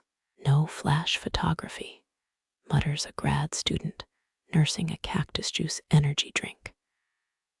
The mortar's still damp. Here's your cocktail party fact. Mexico City's subway line 12 snakes along the same route as Moctezuma's royal canoe causeway. Train brakes screech where nobles once complained about lily pollen staining their sandals. Historians still argue whether the original canals carried more corn or corpses during festival seasons. Check the tunnel walls. Human femurs served as early reinforcement beams. You wade through runoff tasting of gasoline and ghostly algae. That fresh asphalt scent. Partly decomposed rubber tires. Partly centuries-old chapapote resin used by Aztec plumbers. A construction foreman offers a hard hat decaled with luchador masks. For the pebbles, he winces as another stone pings off your shoulder. Your phone flashlight catches glints in the muck, discarded OXO wrappers clinging to a stone carving of Tlaloc. The rain god's moss-choked eyes stare up through a Cheetos bag. Somewhere down here, an unauthorized street vendor sells tamales from a cooler balanced on a pre-Columbian sluice gate. Capitalism always finds its cracks. Beneath the Zocalo, pumps groan like weary jaguars. They battle 25,000 liters per second, ancient water table versus imported drainage tech. You touch the wall, the concrete sweats, neon graffiti warns, Cuidado. Phantasmas Romulanian, because apparently ghosts enjoy hydraulic engineering. Ever hear about the glow-in-the-dark fish thriving in the San Lazaro tunnels, released by a 1970s biology student's prank? Their scales now flicker beneath subway commuters. City officials deny their existence, but workers leave tortilla crumbs at drainage grates. A flash flood alert vibrates your phone. The text translates to seek higher ground immediately. Your guide shrugs. They send that every Tuesday. Upstairs, a viral TikTok shows kayakers paddling past Gucci stores. The Aztecs would have charged tolls. Duck under a dripping pipe, your poncho snags on exposed rebar. Pulling free, you expose a Spanish-era brick stamped with a conquistador's boot print. Nearby, modern PVC pipes kink, around a stone effigy of Chalchutlicu, goddess of flowing things, even leaky municipal infrastructure that crunch underfoot, not just broken glass. Archaeologists identified 14th century snail shells mixed with today's beer bottle shards. Turns out both civilizations enjoyed getting drunk and littering. You emerge at the Pantheon de Dollars, gravestones tilting like forgotten dominoes. 6 meters down, a clogged colonial drain causes coffins to float during monsoon season. Mourners sometimes hear gurgling eulogies. The metro map lies. Those winding colored lines, simplified versions of the 800 plus kilometers of Aztec waterways still diverting floods. Next time someone complains about line delays, remind them there's a damn aqueduct down there. Your shoes squelch into the 21st century, tread patterned with traces of ritual copal and Burger King grease. Above, helicopters whisk politicians over waterlogged slums. Below, Tlaloc's laughter rumbles through pipes older than the concept of plumbing. A street vendor hands you churros dusted with cinnamon. You bite crispy. He nods to the manhole steaming beside his cart. Abuela says that's her great-grandmother's comal still heating tortillas. Your last sight, a maintenance crew playing Lateria under a no Turar Basra sign. The winner shouts, La Luna. As another pump fails, outside, the rain slides down skyscrapers, each droplet remembering when it had lily pads to land on. You squint at a puddle reflecting skyscrapers, their glass faces warped like weeping deities. Beneath the ripples, a shadow moves, not a car's undercarriage, but the ghost of a canoe carrying vanished corn harvests. That parking garage ahead, built atop Lake Texcoco's eastern shore, now compressed under 8 meters of volcanic rock and Walmart receipts. Your sneakers scuff a manhole cover etched CDMX 2023. Scratch the rust with a coin Spanish colonial cobblestones wink beneath. Urban planners swear they're fixing the sinking city. But pump jacks under Chapultepec Park suck groundwater faster than tribute collectors once siphoned cocoa beans. Here's the unfunny math. 70% of Tenochtitlan's original lake bed now hides under concrete. Archaeologists found a 1524 drainage map in a Franciscan monastery's outhouse, its margins scribbled with prayers for dry socks. The Spanish didn't just conquer a civilization, they declared war on hydrology. That rumbling underfoot isn't the subway. Centuries of compacted trash and sediment shift like restless spirits. Workers renovating the Teatro de la Ciudad last month uncovered a canoe-shaped depression filled with Tudor's chicken wrappers. Poetic justice for axolotls displaced by colonization. You pass a 7-Eleven humming with neon. Its foundations pierced 13 sacrificial burials, each skeleton clutching obsidian razors and Diet Coke cans.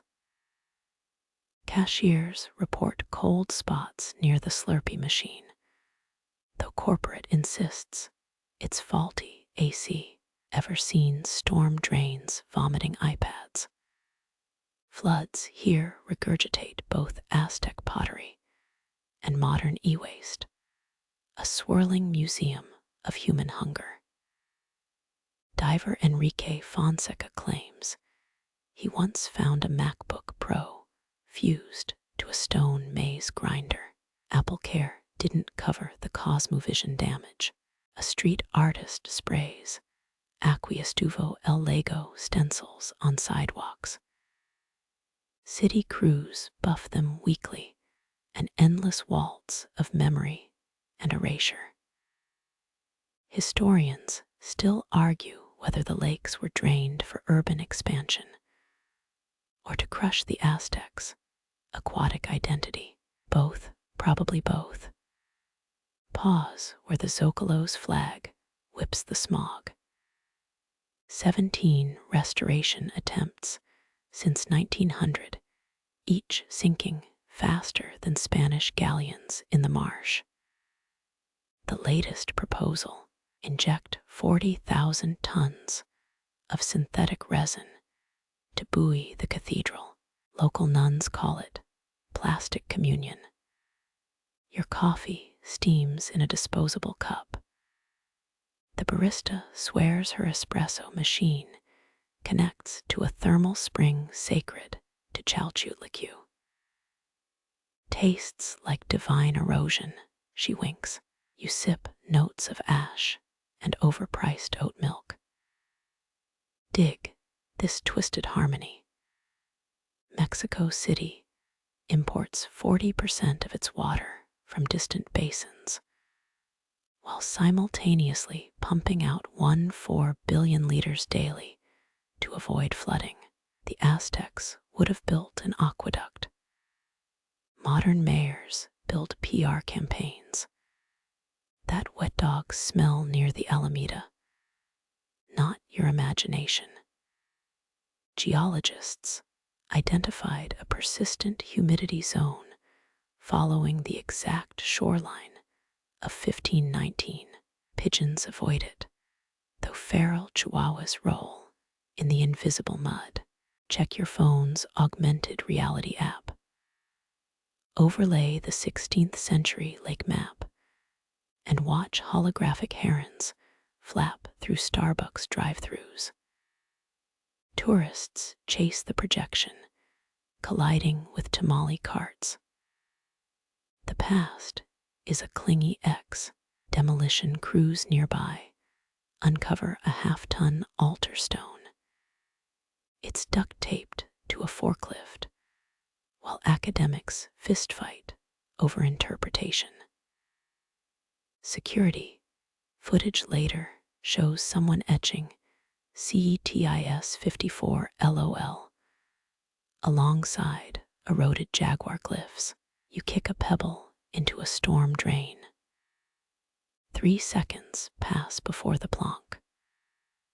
Urban explorers with sonar might swear deeper cavities exist, caverns where echolocating blind fish navigate by the screams of Cortez, drowning horses. The metro stairs flood again. Commuters roll pants cuffs like 16th century porters preparing for a chinampa work. A teenager texts to Nochtitlan too. While wading through calf-high water, his viral moment peaks at 23 retweets. Dusk blurs the horizon into a smoggy stew. Neon signs flicker on their cables, threaded through holes bored in ceremonial platforms. Someone's hung piñatas from exposed drainage pipes, their papier-mâché rattles clacking like obsidian wind chimes. Your Uber driver takes scenic route through a flooded underpass. As brown water laps the doors, he chuckles. My grandpa fished here in the 50s, caught tilapia and bicycle tires. The app charges surge pricing for cultural immersion. Final stop: Xochimilco's ecological park. Electric trajineras glide past concrete banks spray-painted to look like reeds.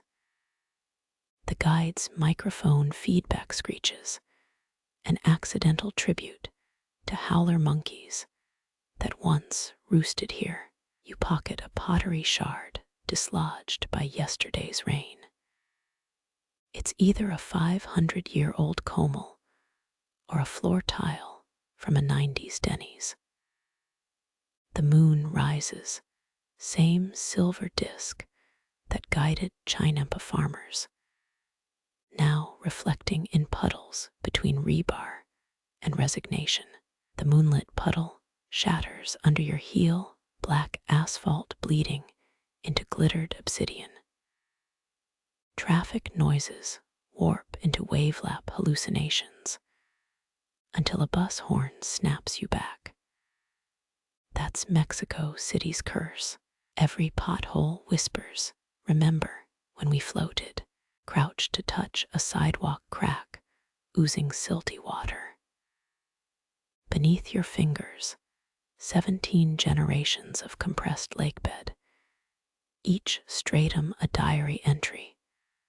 Crumbled temples, colonial horse bones, 1980s Pepsi cans.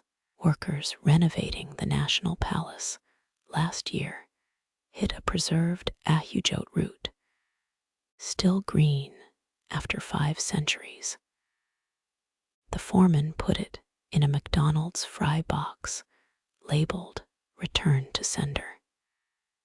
Here's the thing textbooks omit.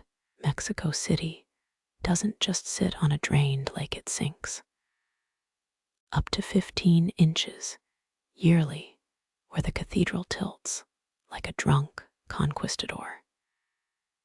Engineers pump liquid concrete into the subsoil, a desperate IV drip against gravitational truth. The Aztecs built reed rafts. We pour quikrete and pray. Ever notice how construction cranes resemble heron necks? Poetic, until one punctures a pre-Hispanic canal during a condo dig.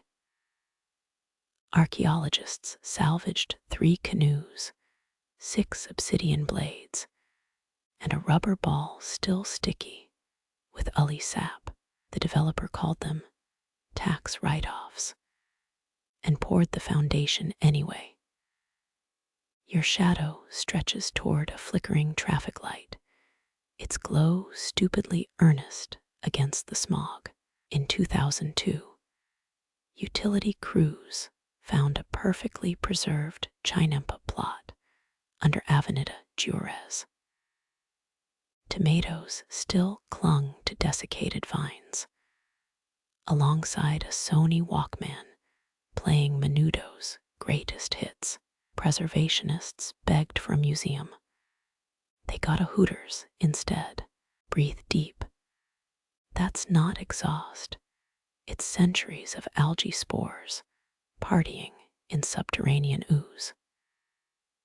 Geologists mapped microbial societies thriving 20 meters down, all digesting Aztec sewage and ExxonMobil leaks. Their paper's title: Extremophiles Living Their Best Life. Pigeons scatter as you pass the Zocalo's northwest corner. Right here, under a souvenir vendor's tarp, divers found a ceremonial canoe wedged vertical. Sandals still sat at its proud toes, pointed toward the long-gone shore. Historians still argue whether it was a burial vessel or some pissed-off laborers take this job protest. Rain begins, fat drops, exploding on hot concrete. The Aztecs called this Tlaloc's blessing. Modern hydrologists call it sewer overflow advisories. You duck into a metro station where commuters shake umbrellas like annoyed coots. A tile mural depicts smiling farmers harvesting maize. The artist added a hidden Subaru in the background, a gag only visible from platform 7. That rumble isn't thunder, it's 5 million liters of water gushing through colonial-era release valves. Workers found Cortez, signature scratched, into a 1521 floodgate, alongside modern Tagger's initials. The city welded it shut last Tuesday. You emerge near Chapultepec Castle. Its manicured lawns float on a spongy tomb of water lilies and strangled springs. Guards whisper about carp in the moat developing vestigial legs.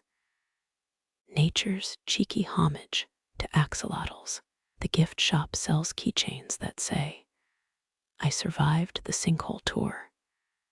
Check your soul's gritty with volcanic sand and styrofoam flecks. In 1997, an earthquake split a Costco parking lot, revealing stone tribute lists quantifying cocoa beans paid by 300 conquered villages. Investors rushed to pour cement before scholars could document them.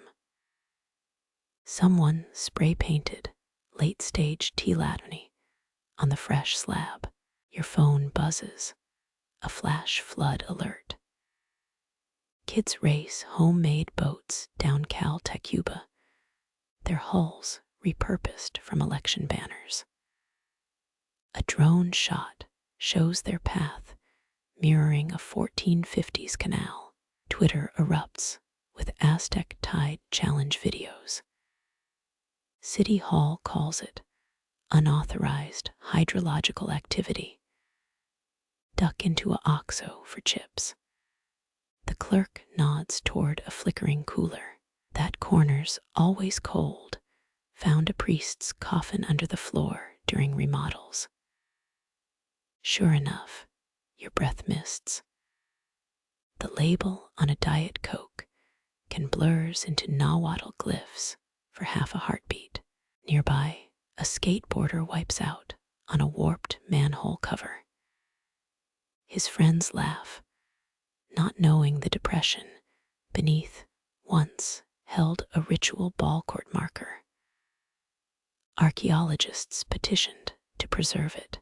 The city filled it with asphalt and painted a Pokemon Go stop. Midnight now. Neon smears across rain-slick streets like liquid jade. Scientists assure us the lakes won't return. But what about the other way around? A sinking city chasing its own shadow down, into the embrace of those it tried to bury. You catch your reflection in a bus shelter, face floating atop phantom waters. Somewhere below, blind cavefish nibble at Spanish stirrups, and feral tomatoes root through Walmart's rubble. The barista was right. Divine erosion tastes like stolen rivers and municipal debt. Turn toward the glow of the Torre Mayor. Its mirrored skin reflects nothing of the lagoon it displaced, but press an ear to its glass. Some swear you'll hear the lap of waves that once cradled a city lighter than breath. A tourist snaps photos of traffic lights haloed in mist.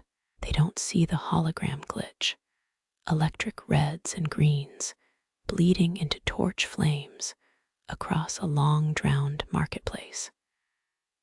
The shutter clicks. The illusion holds. The lake sighs. Your breath fogs the glass as you lean closer. The codex page swims under UV light like a living thing. Those aren't mere glyphs. They're agricultural malware. Each squiggly tied symbol corresponds to lunar phases, dictating when to flood certain chinampas. Modern farmers still swear by these cycles, though Instagram reels about moon magic compost tea miss the blood sacrifices involved. A curator's gloved finger taps a sequence of dots. See these, their eclipse warnings calibrated within 6 minutes of NASA's retrocalculations. Turns out, primitive scribes tracked orbital patterns using obsidian mirrors and fermented agave ink. Their planting calendar ran smoother than your phone's. Weather app, 0 subscription fees. Rain drums the museum's skylight as you squint at a glyph depicting corn stalks bending toward a crescent moon. Carbon dating proves this page survived the 1545 floods because someone stuffed it inside a jaguar's hollowed-out skull. Historians still argue whether that was archival genius or a pissed-off archivist's final joke. Your sleeve brushes a reconstructed mural, its pigments reverse-engineered from snail slime and crushed meteorites. Here's the kicker: certain glyph clusters aren't writing at all. They're QR codes for ants. Microscopic scans reveal seed spacing diagrams, edible ink recipes, even specks of ancient pollen hitching rides on beetle legs. A hologram flickers, an AI's guess at how scribes translated comet sightings into irrigation schedules. The simulation glitches, morphing into a pixelated Quetzalcoatl vaping. Someone mutters, "We trained it on Reddit threads." You inhale archive musk, equal parts mold and microwaved tamales. Under your feet, seismic sensors monitor the building's tilt. In 1987, an intern dropped a torta crumb into a folio, triggering a fungal bloom that decrypted 3 glyphs. The museum cafeteria now bans avocado. Notice the security guard's tattoo. It's a perfect replica of the failed harvest glyph. His toddler doodled it during nap time. Turns out kindergartners intuitively grasp drought symbols better than tenured professors. The journal Archaeology Today called it either groundbreaking or proof we've overcomplicated everything. A drop of your sweat lands near a glyph for plentiful rains. The curator side-eyes you. Don't worry, it's rained here before. He's lying. Humidity alarms start beeping. Outside, the sun breaks through clouds, its light slicing the codex into a disco ball of knowledge. Laser scans revealed hidden layers where scribes corrected eclipse dates after hallucinogenic mushroom sessions. Their margin notes read like baking recipes. If Betty Crocker wrote in hieroglyphics between ayahuasca trips, your phone buzzes with a flood alert.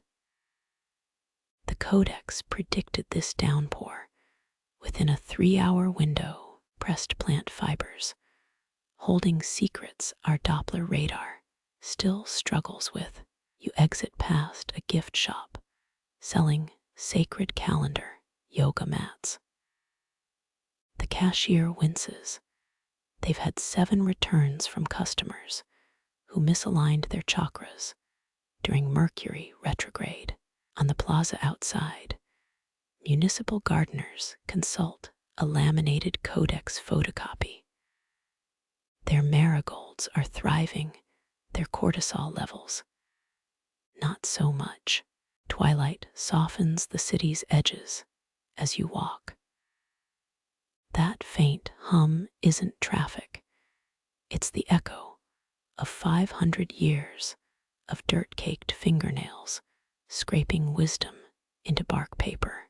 The lake may be gone, but its pulse still ticks under parking meters and food trucks, patiently waiting for us to read between the glyphs.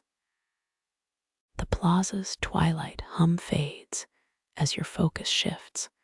Somewhere beneath this concrete, women's fingerprints linger in ancient canal clay. Blink, and the Starbucks beside you becomes a weaving hut where girls spun cotton into armor. While kings boasted of conquests, their sisters engineered fish farms using woven reed nets. So precise, modern 3D printers still can't replicate the tension. You're knee-deep in chinampa, mud now, except it's not mud. Squish between your toes, crumbled obsidian blades repurposed as soil aerators. Every third shard glints with faded paint, turquoise from Guatemalan traders, cochineal red given as bridal gifts. Hold one up. It fits your phone's exact width. Coincidence? The Aztec equivalent of a multi-tool. Young mothers once knelt here, pressing amaranth dough into solar disk shapes while reciting multiplication tables. Their toddlers learned math through corn kernels, educational apps before electricity. One mural shows a woman mid-sneeze, her hand clutching a jade chia seed. Historians still argue whether this depicts allergies or the sacred act of dispersing crops through snot. You brush against a reconstructed backstrap loom, its wooden frame carved with hydrological maps. Pull the wrong thread, and the pattern becomes a temple floor plan. Weavers doubled as code breakers, embedding rebellion motifs into noblemen's cloaks. That diamond zigzag, secret coordinates to freshwater springs. Midwifery scrolls reveal gruesome brilliance, herb poultices that halted hemorrhages, bone needles sterilized in fermented pulque, tobacco smoke cleansed birth chambers centuries before germ theory. But here's the kicker. They recorded every stillbirth on bark paper, compiling data to improve maternal outcomes. The first clinical trials, conducted in reed boats, spot the ceramic figurine missing its head. That's no accident. X-rays show hollow bodies once held sleeping draughts brewed from passion flower and morning glory. Modern chemists recreated the formula. It works better than Ambien, but leaves you dreaming in Nahuatl. Try explaining that to your therapist. Your phone light catches glyphs on a grinding stone, not prayers, but supply chain manifests. Women controlled the salt trade here, their ledger symbols crammed with logistics. 3 canoe loads from Cuitlahuac, once spoiled by lazy rower. Imagine CEO energy meets shamanic side-eye. A reconstructed dye vat reeks of rotting snails. Rich matrons once paid extravagantly for this purple hue, until cheeky apprentices started substituting cheaper berry juice. The resulting scandal birthed history's first counterfeit laws. Punishment: forced labor inventorizing algae species. Laughter bubbles up from a holographic market scene. 2 girls bartering hairpins shaped like Trajanera boats. Their teeth gleam black from ritual octopus ink, a fashion trend that doubled as dental sealant. Archaeologists found 0 cavities in remains with this treatment. Colgate's R&D department cries into their microscopes. Your shadow falls across a childbirth stool, its curved seat inlaid with jade maguey spines. Poetic, until you realize the spines collected blood samples for fertility tracking. Hematology meets feng shui. Some tiles still show mineral traces, and what might be cocoa stains from stress-eating midwives. That faint chirping, not crickets, a reconstructed Aztec flute playing lullabies keyed to infant heart rates, pacifier or biometric device.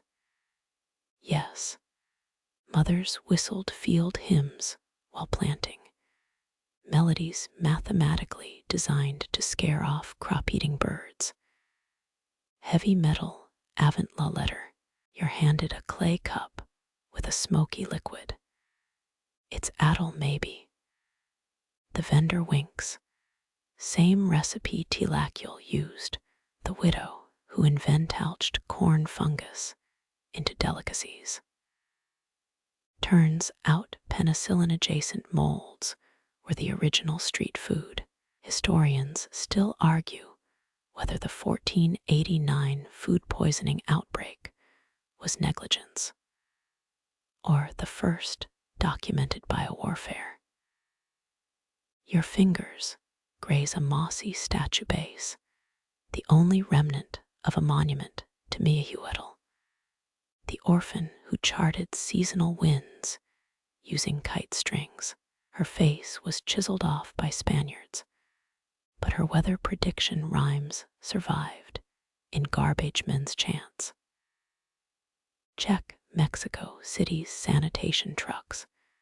They still hum her tunes during monsoon season. Duck under a low arch, this alley mirrors the exact width of a midwife's birthing canopy. The stones remember whispered remedies. For breech births, apply warm tortilla dough to the navel. One scorch mark on the wall matches a clay censer's base, and 3 Nobel laureates just replicated its antimicrobial smoke blend. A museum intern rushes past clutching a binder titled Menopause Rituals Redacted. Turns out post-reproductive women governed herbal libraries, living search engines who memorized 10,000 plant properties. Their retirement plan, brewing psychedelics for state-sanctioned vision quests. HR could never. Your sleeve snags on a rusted chain. It once displayed copper tags naming every female canal engineer melted down in 1521 for Spanish cannonballs. Funny how violence recycles. But the lake's heartbeat still syncs with moon cycles, those women etched into their children's wrists. Streetlights flicker on their glow, catching a mural of faceless figures, holding up temples and tortillas both. The artist left cans of chalk for additions. Someone's drawn a bubble speech. We were here first. Another hand scribbled below. Still here. The concrete warms under your palm. 500 years of stubborn fingerprints refusing to dissolve. The alley's chalk-dusted warmth fades as you stumble into a shadowed courtyard, the air thick with burnt copal and the tang of freshwater reeds. There he stands, Don Nacho, last of Mexico City's Accomatin. His calloused feet straddle a half-carved Tlamim canoe, while Spotify's lofi Aztec, drones from a paint-splattered Bluetooth speaker. You kneel beside a canoe skeleton, its curved ribs lashed with agave fiber. Nacho's palms are mapped with scars from freshwater mussel shells. Watch him weave golden tule reeds through the frame. Each strand gets blessed with a sip of pulque spat through pursed lips, a ritual even his TikTok disciples can't replicate. Mainstream history loves Aztec war canoes, but these humble transports moved 70% of Tenochtitlan's crops. Nacho's grandfather taught him the exact pitch. Pluck a reed. If it hums F-sharp, it'll survive monsoon season. The secret: rot-resistant algae paste smeared under each knot. Navy engineers rediscovered this technique during WWII submarine repairs. Every sixth stroke, Nacho rubs the wood with a jadeite scraper, not for shaping, he grins, for listening. Press your ear to the hull. Faint tapping codes echo underneath. Chinese letter, S voice, preserved in dendroacoustics. Science scoffs, until you hear the old man's weather report for February 2, 1491. Scattered showers, good for squash planting. Historians still argue whether these canoes guided souls to the afterlife or just hauled literal shit to the chinampas. Nacho's answer: a shrug and a cryptic. Why not both? His current commission: a funeral barge for a narco's mother demanding waterproofing with pre-Hispanic frog venom. The invoice reads: traditional materials, surcharge $8,000. Your thumb finds a glyph carved inside the prow, a hummingbird sipping moonlight. Nacho calls it his anti-GPS. Rowers used these symbols to navigate fog-bound nights, each marking a star's reflection in particular canals. Uber Eats drivers now pay him to etch similar icons on their scooters. Ancient wayfinding hacks scoring 5-star reviews for weirdly accurate shortcut vibes. Sunlight glints on something wedged between planks. A 1987 Coca-Cola bottle stuffed with crumbling codex fragments. Nacho insists workers hid these during the 1985 earthquake. The glyphs: shipping manifests for medicinal leeches, and a complaint about a lazy dockhand named Two Dog. OSHA violations transcend centuries. He vanishes under the canoe, reappearing with a mossy box. Inside, crumbling balls of Oakley adhesive made from orchid bulbs and human saliva. Better than Gorilla Glue, he brags. The formula failed EU safety tests, but Parisian furniture restorers order it illegally for Versailles chair repairs. Hear that rhythmic sloshing. Nacho's quality test involves floating each canoe in a sewage runnel behind his shack. If it drifts straight past the abandoned refrigerators, divine approval. A drunk Johns Hopkins professor once tried to document the current patterns. Her conclusion: chaos theory with better aesthetics.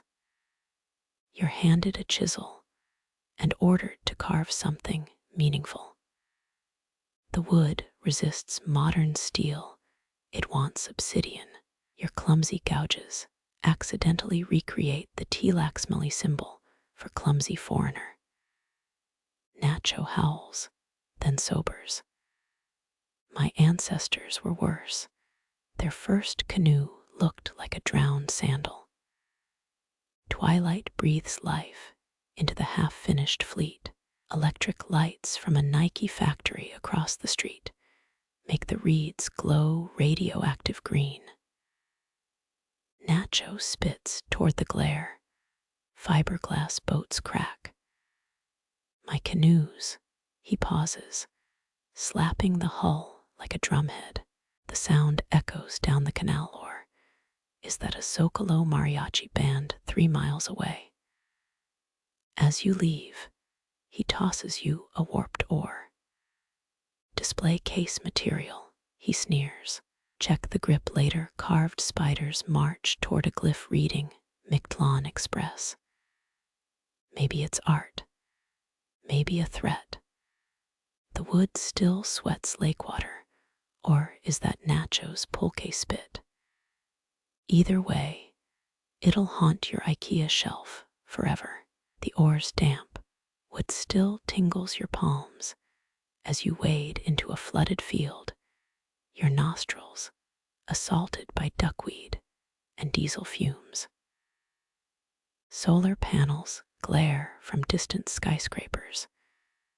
But here in Xochimilco's last wild canal, engineers in wetsuits wrestle willow saplings into sludge. A drone buzzes overhead, its thermal camera mapping soil through murky water. You squelch through knee-deep mud, your borrowed rubber boots suctioned to the lake bed like dyspeptic octopuses. 2 men argue over a mossy concrete mixer repurposed as a traditional chinampa anchor. One's a MIT hydrologist. The other, a 3rd-generation chinampero, insists the machine must be blessed with pulque before sunrise. Compromise. They spritz it with kombucha.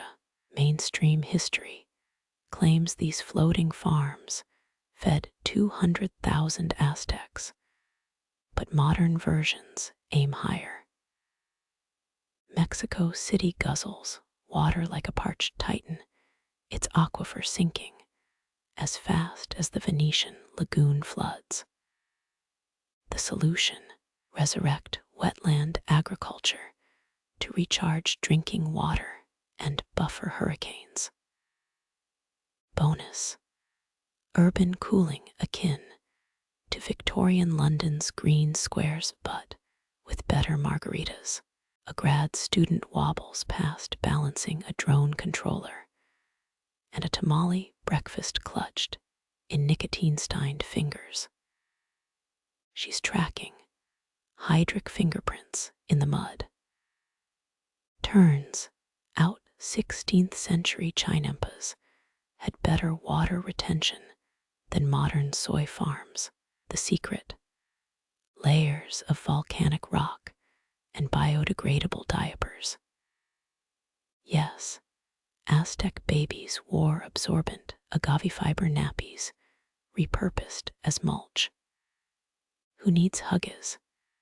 Historians still argue whether these revived farms can survive current megadroughts, or just become floating herb gardens for hipster mezcal bars. The team's ace: genetically modified ahujote willows spliced with cannabis DNA for extra flexible roots. Purists call it sacrilege. The mayor called it budget-friendly flood control. Watch activists chant as botanists inject seedlings with CRISPR cocktails. You're handed a slimy bundle of tule reeds, the same ones Don Nacho used for canoes. Modern twist: they're pre-coated in NASA-developed algae biofilms. Drop them into the muck, and bam, instant erosion barriers. Bonus: the slime glows neon green under blacklight, which helps exactly no one except rave organizers. Lunch arrives via electric canoe, tamales wrapped in transgenic maize husks. Bite into one and taste 80 centuries of agricultural evolution. Or is that sriracha mayo? A biologist whispers they've crossbred Aztec axolotls with tilapia to create super cleaning fish. Results: less canal sludge and occasional 18-legged abominations that frighten tourists. Check the clipboard floating in an inflatable dry bag. Today's schedule: 3:15 p.m. ceremonial offering to Chalchutlecu cancelled due to union break. Instead, workers pour electrolyte powder into the water. It's Gatorade for microbes, because even pond scum needs a pick-me-up. Sunset stains the canals blood orange as interns harvest cherry tomatoes. Each plant grows in a mesh of recycled plastics and Ixcahuyo fibers.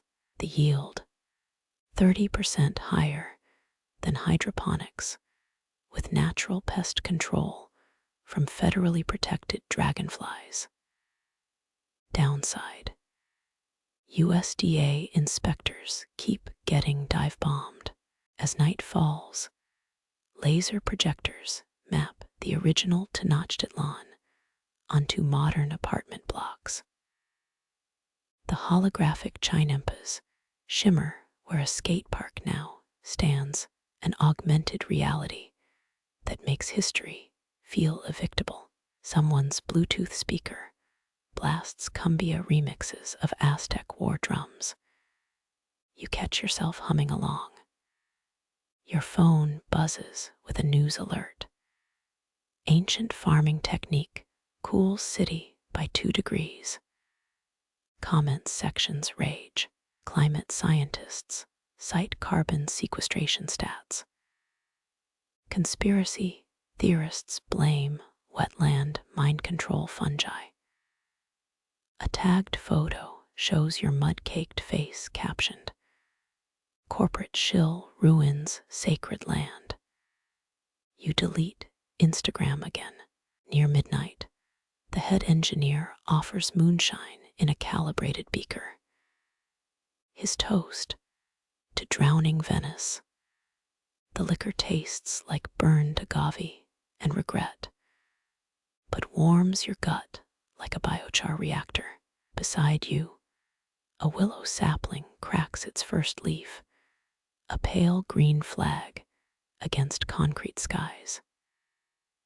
The engineer's moonshine leaves a smoky aftertaste, like licking an ocelot's singed fur. You stare at the fledgling willow leaf glowing under UV lamps. Its engineered roots pulse faintly, a genetic Frankenstein of traditional wisdom and CRISPR arrogance. Sacrilege or salvation, mutters a botanist scrubbing algae off her field tablet. Her t-shirt reads Team Tlalok in Comic Sans.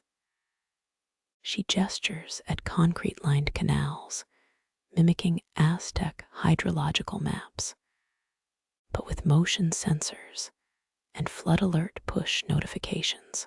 Mainstream archaeology confirms one brutal truth: Tenochtitlan's glory demanded backbreaking labor. 400,000 farmers shifted 2 billion cubic feet of lakebed muck. No divine intervention required, yet codices portray feather-clad gods directing construction with celestial blueprints.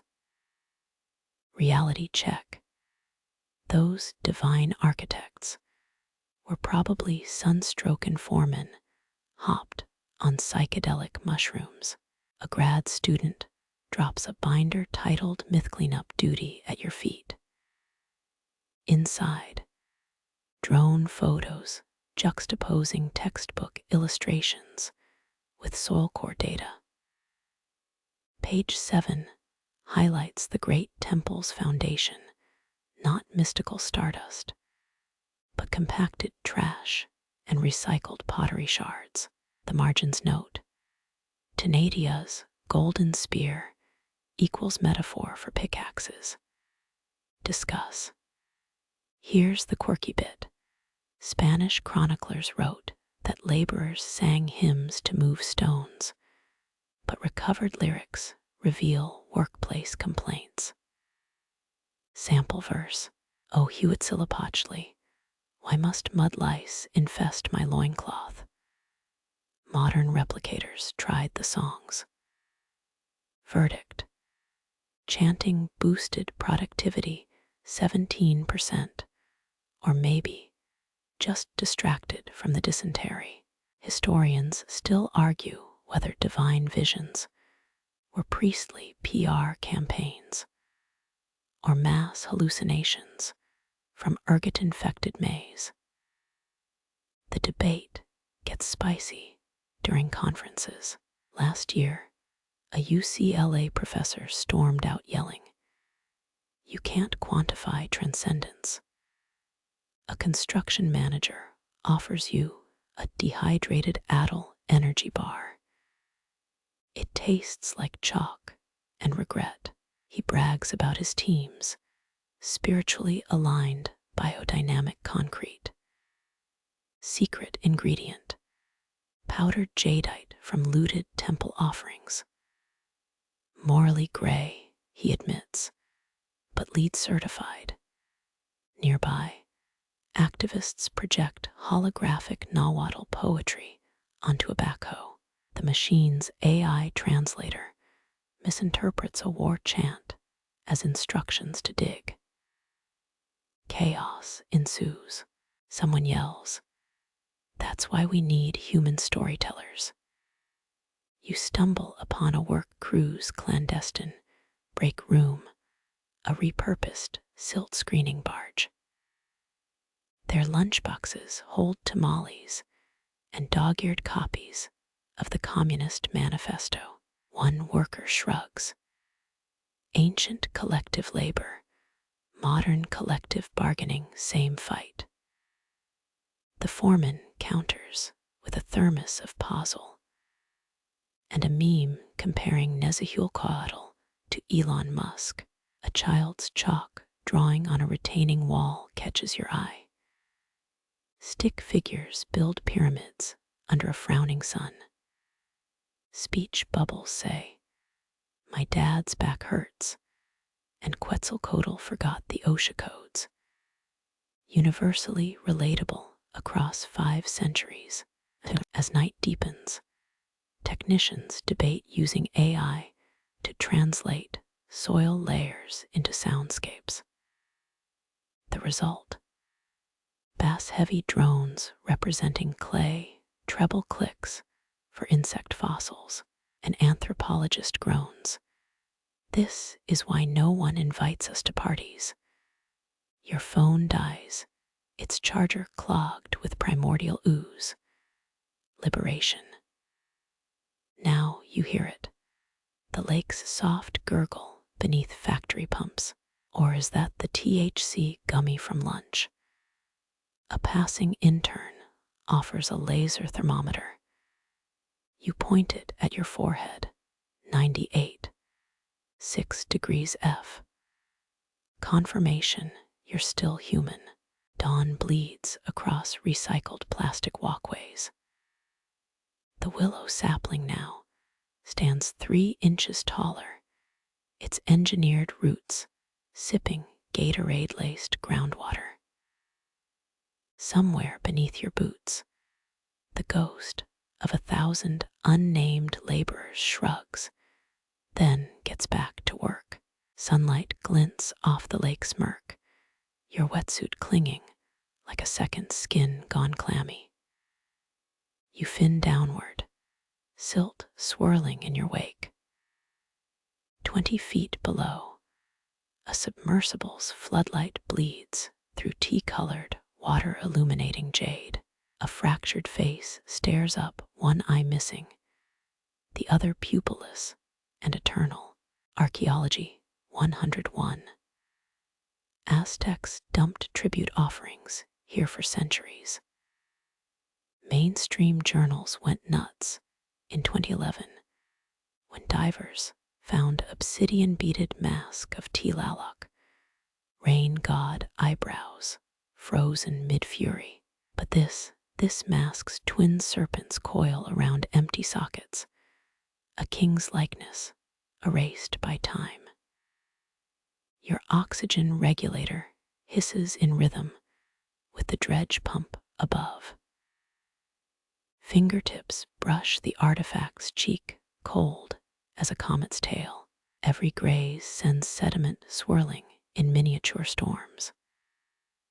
The lake bed whispers silt secrets, crushed pottery, shattered skulls, a copper bell still clotted with 16th century algae. Here's the bizarre part. That submersible's screen keeps glitching. Technical report blames fermented mud methane. But ask any diver, they'll swear the static forms faces.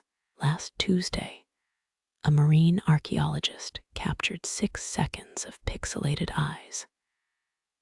Consensus: probably pareidolia or dead priests checking their Yelp reviews. Historians still argue whether these offerings were acts of devotion or cynical crowd control. Debate gets heated. Last month, a Yale postdoc tweeted, "It's all geopolitical soft power," and got ratioed by neo-pagan TikTokers. You pocket a ceramic shard, its painted rabbit glyph smudged by your thumb. The surface team insisted you wear non-invasive gloves, but latex snaps like deity caprice down here. Pressure builds in your skull. That's when you spot them. Jade discs stacked like poker chips. A tribute hoard, untouched, since Moctezuma's scribes logged it as Huitzilopochtli's snack fund. Up on the barge, a conservator sighs at your haul. 5th Tlaloc mask this month, she says, brushing muck off a nose ring. Her workstation smells like vinegar and despair. Complaints departments that way. She nods at a rusted donation box labeled Aztec Pantheon Suggestions. Someone's playing mariachi covers of Britney Spears over the sonar speakers. The rhythm syncs with your dangling feet, a surreal metronome. A grad student mutters, cultural appropriation. Her advisor counters, revitalization with a backbeat. By twilight, floodlights attract mayflies thick as smoke. You lean over the rail, watching drones map the offering pit below. Their LEDs strobe, turning the water into a disco tomb. Centuries ago, priests would have called this sacrilege. Now, the project's Instagram hashtag trends. That's when you feel it, a tug on your dive line. Not the current, not equipment failure. Something playful. Legend says offerings anchor restless nahul spirits. Science says you're nitrogen drunk. Either way, you reel up 20 feet of empty cord. Back in the lab tent, a spectrograph reveals secrets. Jade from Guatemalan mines, turquoise from New Mexico, proof of an empire's reach. But under ultraviolet, the Tlaloc mask's fractures glow neon. Conservationists gasp. Stress marks from repeated ritual drownings. Mutters an intern. Midnight finds you scrubbing lake gunk off a jaguar effigy. The site's lone security guard chain smokes by a space heater. He nods at your find. Back home, my abuela says these things wake up at night, walk around, bite people who ask dumb questions. Dawn leaks through mildewed tarps.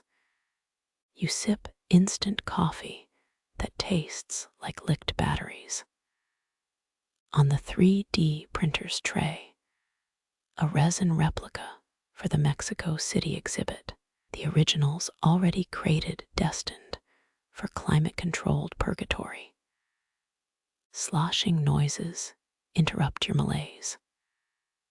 The night shift divers emerge with a dripping wood, chest sealed with sap and spite. X-rays show bronze needles inside, alignment tools for star maps. Or just fancy acupuncture. Tag reads, property of CHICOMICOATL's Midwife Guild. You cradle a jade bead in your palm, its edges worn smooth by frantic prayers. Modern hands polished it for 1,500 years. Then, conquest, silt, silence. Until today, rain taps the tent roof. Somewhere beyond the dredge pumps, the lake exhales, its murky depths still cradling enigmas. That guard stamps out his cigarette, grins. Wanna hear about the time I found a skeleton holding a Spotify playlist? Your phone buzzes, an email from the university. Urgent. Return all ARTIFACTS to water immediately. Typo, or some undergrad's idea of cosmic humor. Either way, you pocket the bead. Let the dead have their secrets. The submersible descends again, its camera glimpsing shadows that might be roots or ribs. You touch the jade against your wrist. Cold, alive, hungry. When archaeologists ask why you quit diving, you'll blame the paycheck. But really, it's the way your flashlight dims near certain artifacts, like something's drinking the light. Your boots sink into emerald sludge, the lake bed exhaling methane, bubbles that pop with a sound like cracking knuckles. Lab results flutter in your hands, toxin levels exceeding Mexico City's worst barrio canals. Same cyanobacteria that choked Aztec aqueducts, mutters a biochemist. She points to sediment cores, layers of blue-green fossilized gunk sandwiched between ash and pottery shards. Back then, priests called it tecuatlatl, spirulina algae harvested for protein cakes. Modern Mexico. They've got a 5 billion peso problem. You glance at the lake's surface. It's iridescent, sheen equal parts beauty and biohazard. Flip the report. Pesticide runoff, heavy metals, a rogue strain of microcystes laughing at water treatment plants. Fun fact: Aztec sanitation crews once collected night soil in reed barges. Today, an underfunded NGO dumps probiotic pellets from leaky rowboats. Same desperation, different branding. Archaeology's latest twist. UV scans of centuries-old algae match today's toxin profiles. Coincidence or proof we're trapped in history's feedback loop? That Yale postdoc from Section 5 slides into your DMs. Check the copper LEVELS. Turns out pre-colonial sludge had 3 times less. Blame colonial smelters or sacrificial knife factories. The comments section is brutal. Dive 2. You descend past crumbling causeway pilings, their crevices crusted with zebra mussels. An alien invasion, biologists say. Extraterrestrial or Ohio River stowaways. Same difference. Your glove disturbs a silt, cloud revealing a ceramic pipe half buried below. Aztec hydraulics used hollowed logs wrapped in bitumen. This, terracotta segments interlocked like vertebrae, an engineering upgrade lost to conquerors' pyres. Up topside, interns argue while bagging specimens. Ancient algal blooms were natural cycles. Nah, man overpopulation tanked the ecosystem. Their professor sips Adel. Both are wrong, probably comet dust. Academia, folks. Midnight snack break. You nibble chapulins while reviewing sonar maps. The lake's floor pockmarked with offering pits and SUV-sized tractor tires. One diver claims he found a Pepsi confused to a skull.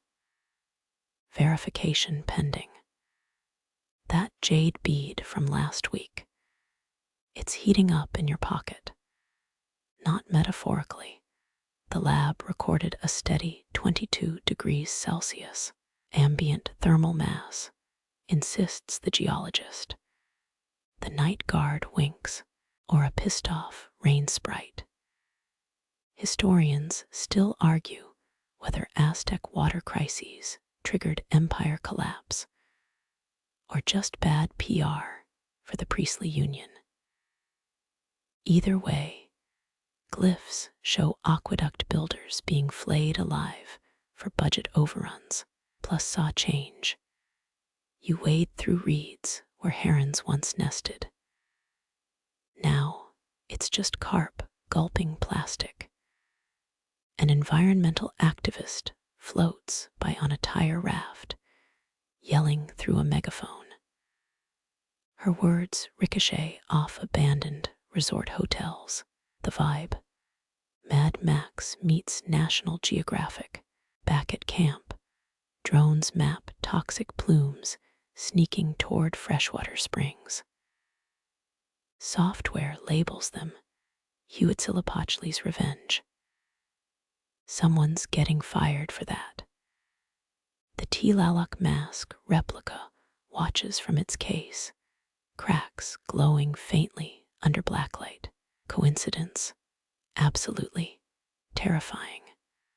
Also, yes. Dawn reveals a new horror, an algal mat shaped like Quetzalcoatl devouring its tail. Tick-tokers arrive by noon. The site director groans, at least tag us properly. As kayaks full of influencers paddle past, you touch the jade bead, warm and humming. Yesterday's email nags in your mind.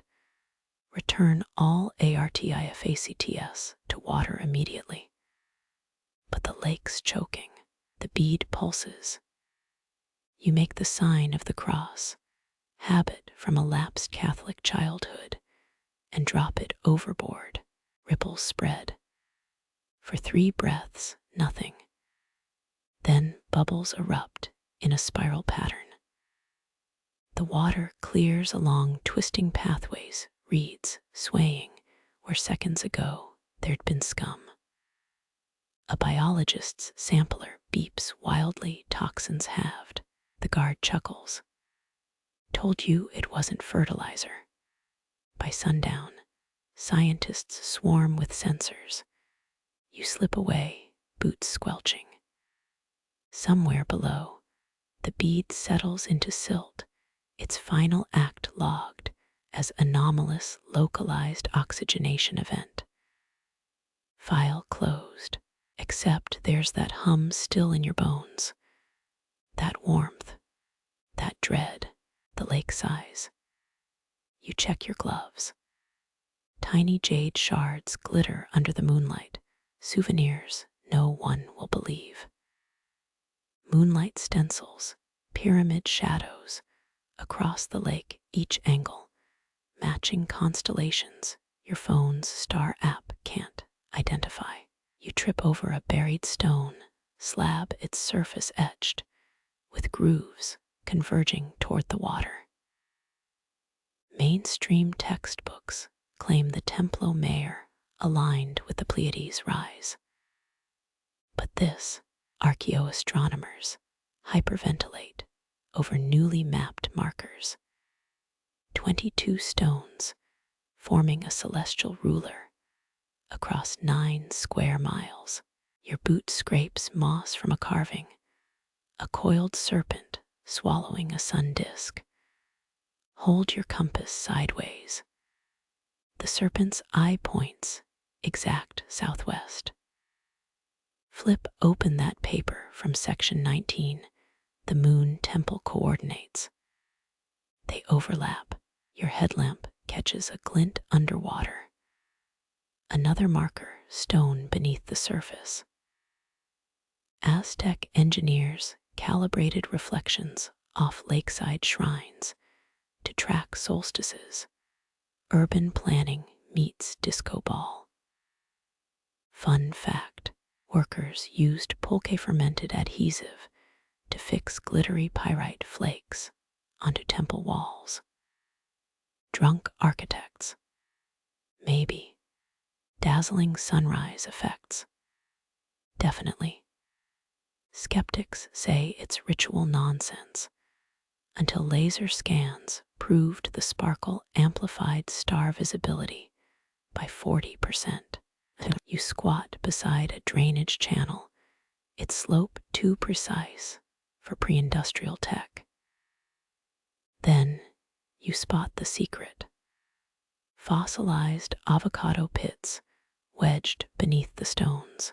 Turns out mashed guacamole made shock-absorbent mortar, preventing earthquake cracks. Someone's thesis just got delicious. Historians still argue whether alignments served spiritual theater or seasonal crop calendars. The truth, both. Priests needed drama, farmers needed rain forecasts, and the tax office needed equinox deadlines for cocoa bean payments. Climb the western stairway, each step calibrated to stretch shadows into spear shapes at dawn. Your Fitbit altitude alert pings. You're exactly 2,200 meters up, sacred number in Aztec cosmology. Coincidence? Try telling that to the engineer who hauled 50-pound slabs while reciting poetry. Rumors persist about echo vaults. Under the main plaza, chambers designed to amplify omens from fiery speeches. Early Spanish chronicles describe conquistadors hearing ghostly chants in empty halls. Skeptics blame bat colonies. Romantics blame Cortés, guilt-ridden nightmares. Your lunch tortilla blows onto a weathered glyph, a half-sunken city bisected by triangles. Flip the map. It's Tenochtitlan's street grid, overlaid with Venus' orbital path. Modern architects drool over this stuff, sacred geometry, trending harder than Bauhaus. That influencer from section 25 drones nearby, filming a solstice yoga flow. Her ring light reflects off a quartz-studded altar, projecting prismatic ripples onto her Lululemons. The ancients would have charged her 5 turquoise stones for that filter. Evening fog warps into pillars above the water, phantom temples mirroring the stone ones. Scientists call it temperature inversion. Your gut says otherwise. Data tablets recovered from noble tombs describe identical phenomena, as the spirit city breathing. Descending the pyramid, you kick a pebble. It bounces in helical arcs down the steps. Acoustic engineers confirm the design channels sound into subsonic rumbles. Fringe theorists claim it's a dormant musical instrument if you strike the right stones with obsidian mallets. By midnight, you're ankle deep in marsh, triangulating star positions with a clipboard and pure stubbornness. The math clicks. 2 pyramid tips frame the Southern Cross, while Venus crests the mountain spears of Popocatépetl. Your coffee-free hands shake. This precision rivals NASA's launch pads, but with more human sacrifice and fewer PowerPoint meetings. Dawn arrives pink and smug. Tourists start arriving as you pack up. Some kid's helium balloon escapes, drifting toward the tallest pyramid. It catches on a carving ledged directly over the sun god's stone tongue. Below, a vendor starts selling astronaut glyph teas by noon. The ancients predicted space travel. Sure, why not? You pocket a flint chip from the workers' quarters, its edge still sharp enough to slice imposter syndrome. The lake ripples below, repeating the city's sacred angles in liquid geometry. Touch the water cold, pull back. For a flicker, your reflection shows a feather headdress. Blink, gone. The museum van honks. Time to abandon celestial epiphanies for rush hour traffic. But as you drive past the exit arch, rearview mirrors frame the main pyramid perfectly, its shadow stabbing the highway like a stone dagger. The tires hum, your teeth vibrate. Coincidence, mostly. Dusk paints the chinampa fields molten gold, your sandals sinking into mud, still warm from children's bare feet, 8 centuries gone. You kneel by a broken clay tablet, half buried in silt its surface, pocked with tiny indentations. Mainstream sources love noting 5-year-olds counted maize kernels here, but touch these dents. They form precise grids, 20 rows, 20 columns. Baby's first spreadsheet. A shard of obsidian winks up from the soil, too sharp for tiny hands, until you spot the smoothed edges. Training tools. Toddlers practiced cutting reed threads to specific lengths, failed attempts becoming doll hair or fish hooks. Education without waste. Your thumb traces glyphs on a nearby stone. A laughing child holding corn cobs numbered 1 through 10. Flip it over. A stern-faced elder grips the same child's wrist, fingers positioned to count pulse beats. Medical school started early. Fun fact: archaeologists found ceramic whistles shaped like jaguars in these fields. Blow through the tail, and it mimics a crying baby. Historians insist they're agricultural tools, scaring birds from crops. Parents probably reused them to summon truant kids. You scoop a handful of mud, still sticky black after centuries. Press your palm into it. The imprint matches excavated practice bricks from the 1500s. Kindergartners learned adobe making by squishing clay into molds, their tiny fingerprints preserved alongside master masons. Historians still argue whether counting games taught math skills or lottery odds gambling, ran deep in Aztec culture. Imagine toddlers wagering sunflower seeds on dice made of rabbit knuckle bones. A breeze carries the ghost of chili powder, or maybe it's pollen teasing your nose. You sneeze. The sound echoes off a nearby irrigation ditch carved with hopscotch grids. Jump the squares in order, and you'd land on numbers corresponding to festival dates. Fail, and you'd splat into water. Positive reinforcement via public humiliation. Your water bottle glints in the sunlight, catching a groove in the stone channel. Peer closer. It's a game board etched into the canal wall. Rules decoded. Drop a pebble upstream, then race it downstream using stick gates to alter its path. Hydrodynamics for beginners. Teenage apprentices probably loathed this place. Excavated scribe complaints include gripes about muddy math and younger siblings cheating at corn kernel bingo. Sound familiar. Dragonflies dart over the water, their shadows triggering a memory.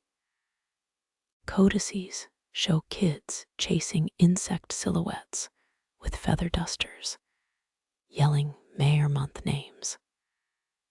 Catch a dragonfly during Tlaxcamaco, earn extra tortillas. Miss during Humical haul night soil buckets. You spot a cactus thorn wedged in a canal stone, its tip stained red. Laboratories confirmed similar thorns carried cochineal dye for marking game scores on fabric. Leaderboards existed, so did cheaters. Traces of counterfeit dye found on disputed scorecloths. Twilight unspools across the fields.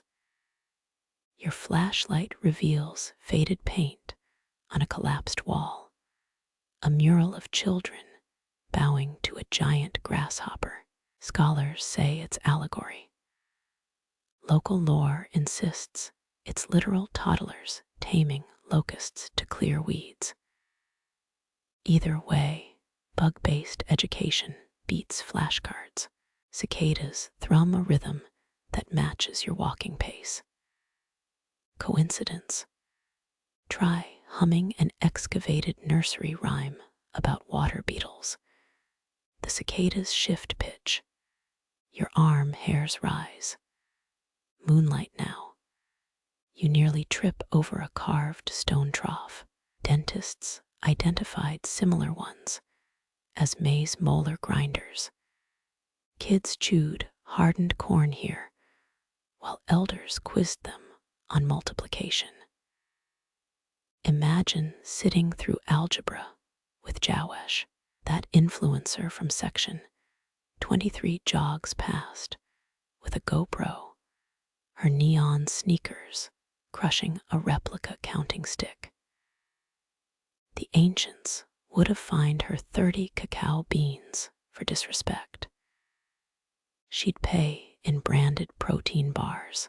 By midnight, you're cross-legged in the mud, reconstructing a clay top found nearby. Spin it, the painted numbers blur into a prophecy glyph. Or maybe sleep deprivation's kicking in. Dawn cracks the sky like a dropped pottery bowl. School groups arrive, their sneakers erasing ancient toe prints in the dust. A girl drops her plastic calculator. It sinks into the mud where miniature abacuses once sat. Progress. Debatable. You pocket a pebble smoothed by 1,000 tiny hands, its edges worn to soapstone silk.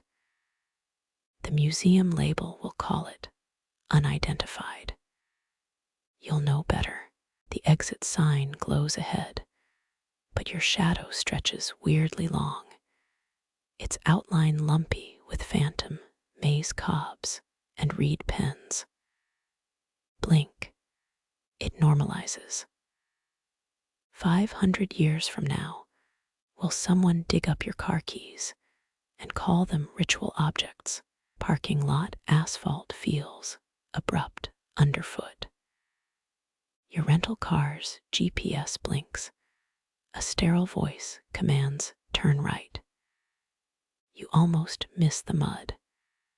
Your rental's AC blasts stale air until a roadside stall's smoky tendrils snake through the vents. Roasted chilies, toasted amaranth, burned honey. It drags you curbward like a dog on a scent. The vendor's chili roasted chapulins crunch between your teeth, an explosion of lime and ancestral protein. Mainstream textbooks mention maize, but ancient tax records reveal neighborhoods specialized in edible algae harvested from the lake's skin. You lick remnants off your thumb, a blue-black smear.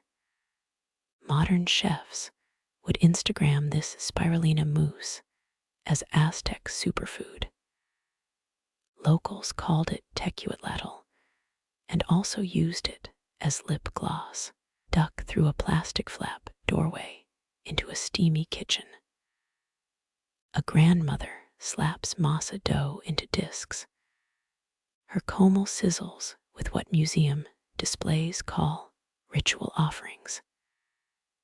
You recognize them, plump axolotl salamanders grilled with zucchini blossoms, street food masked as sacrament. A clay pot bubbles with missing museum plexiglass, aurora, bright yellow from bee pollen and crushed marigolds. The cook winks. Atol do agano, my abuela's recipe. Later, you'll learn agano's a cockroach relative. Tastes like hazelnuts, bite into a tamale wrapped in hoja santa leaves, peppery green venom, subsiding into vanilla afterglow. Codex illustrations show nobles eating these during treaty talks. Historians still argue whether feasts softened enemies' resolve or showcased Aztec wealth through obscene waste. A tin bucket holds jicamas soaking in chilly water. You stab one with a stick. The vendor tuts. Add this. She sprinkles ground ants from a film canister. Acidic burst. Tinny aftertaste. 16th century Spanish diaries rage about market snacks making their soldiers gag. Your phone dies. Good. The real menu, written in the steam coiling upward, bean froth morphing into glyphs for harvest. Smoke plumes sketch lost banquet diagrams. That sticky bench seat, probably carved from the same wood as imperial serving platters. A fly lands on your elbow. You swat, freeze mid-slap. Aztec nobility considered insect protein too common. Commoners ate bugs. Conquerors starved. Now posh restaurants charge €18 for ant larvae tacos. The cook slides over a cazuela of opossum stew. Wild recipe, she claims. Meat falls off bones softened by pineapple enzymes. Secret ingredient, corn fungus. Later, you'll read conquistadors used the same fungus to dye their beards blonde. Plastic creamer cups line the counter, filled with seed pastes once stored in jade vessels. You dip a tortilla scrap. Squash seed butter with fermented maguey worms. The combo triggers deja vu. 1980s archaeologists found similar residue in Moctezuma's private chapel. Holy snack stash. Gurgling stomach. The cook laughs, points to a poster of the solar system. Chilies are planets. She's not wrong. Pre-contact maps, aligned market districts with stars. Venus, represented by a vendor selling charred avocado pits. Night falls. Strings of bunulos dangle like jellyfish in the black lake of sky. You bite one crisp dough dissolving into ash honey. Scholars confirmed these were funeral sweets. Your mortality tingles on the tongue. A child offers homemade Aztec cupcakes dyed cochineal red. You decline. Smart move. Spanish accounts describe nobles overdosing on the stuff, turning their vomit into accidental tie-dye art. Toward midnight, you find a handwritten sign. Pulque, Aztec style. The foam tastes like fermented doubt. One sip, your cheeks flush. 2, you're reciting the vendor's family tree back 5 generations. By 3, you'll swear the moon's a severed lime floating in the sky. The vendor reveals her true merch. Clay flasks of fermented chili oil. Preservative, she says. Archaeologists found amphorae crusted with the same stuff in a submerged canoe. Computer models suggest traders carried it as ballast, then sold it dockside. Dawn streaks through patchouli-scented smoke. A food historian elbows past you to interrogate the cook about pre-Columbian cheese substitutes. Their debate over mushroom rennet versus fig sap could power a dissertation or a drunken bar bet. You pocket a grease-stained napkin patterned with faded corn god illustrations. Tomorrow's hangover will need souvenirs. The first bus out blares cumbia music through blown speakers. Humming syncs with the beat, a melody matching excavated bone flute tavern songs. Keys jam in the ignition. The rental shudders alive. You glance back, the food stalls vanished. Only a lone noble cactus remains, fruit splitting open like Aztec-era malcajeets, crusted with forgotten salsas. Your breath smells of history and indigestion. The highway chili billboard ahead advertises authentic Tenochtitlan wings. In Comic Sans, corporate conquest. You floor the gas, 20 miles north. A roadside abuela fries plantains in record time. Her grandson adds Tajin seasoning. Some traditions sink roots deeper than empires. The highway's rumble fades as you pull into a dust-choked rest stop. Bleached petroglyphs flank cracked vending machines, their spirals echoing forgotten storm patterns. A park ranger's sun-faded sign insists, Tepetlayastock Codex, replicas, next ridge.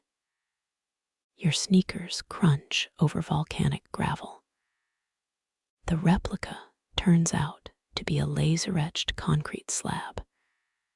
Fingers trace glyphs of withered maize and cracked rain glyphs.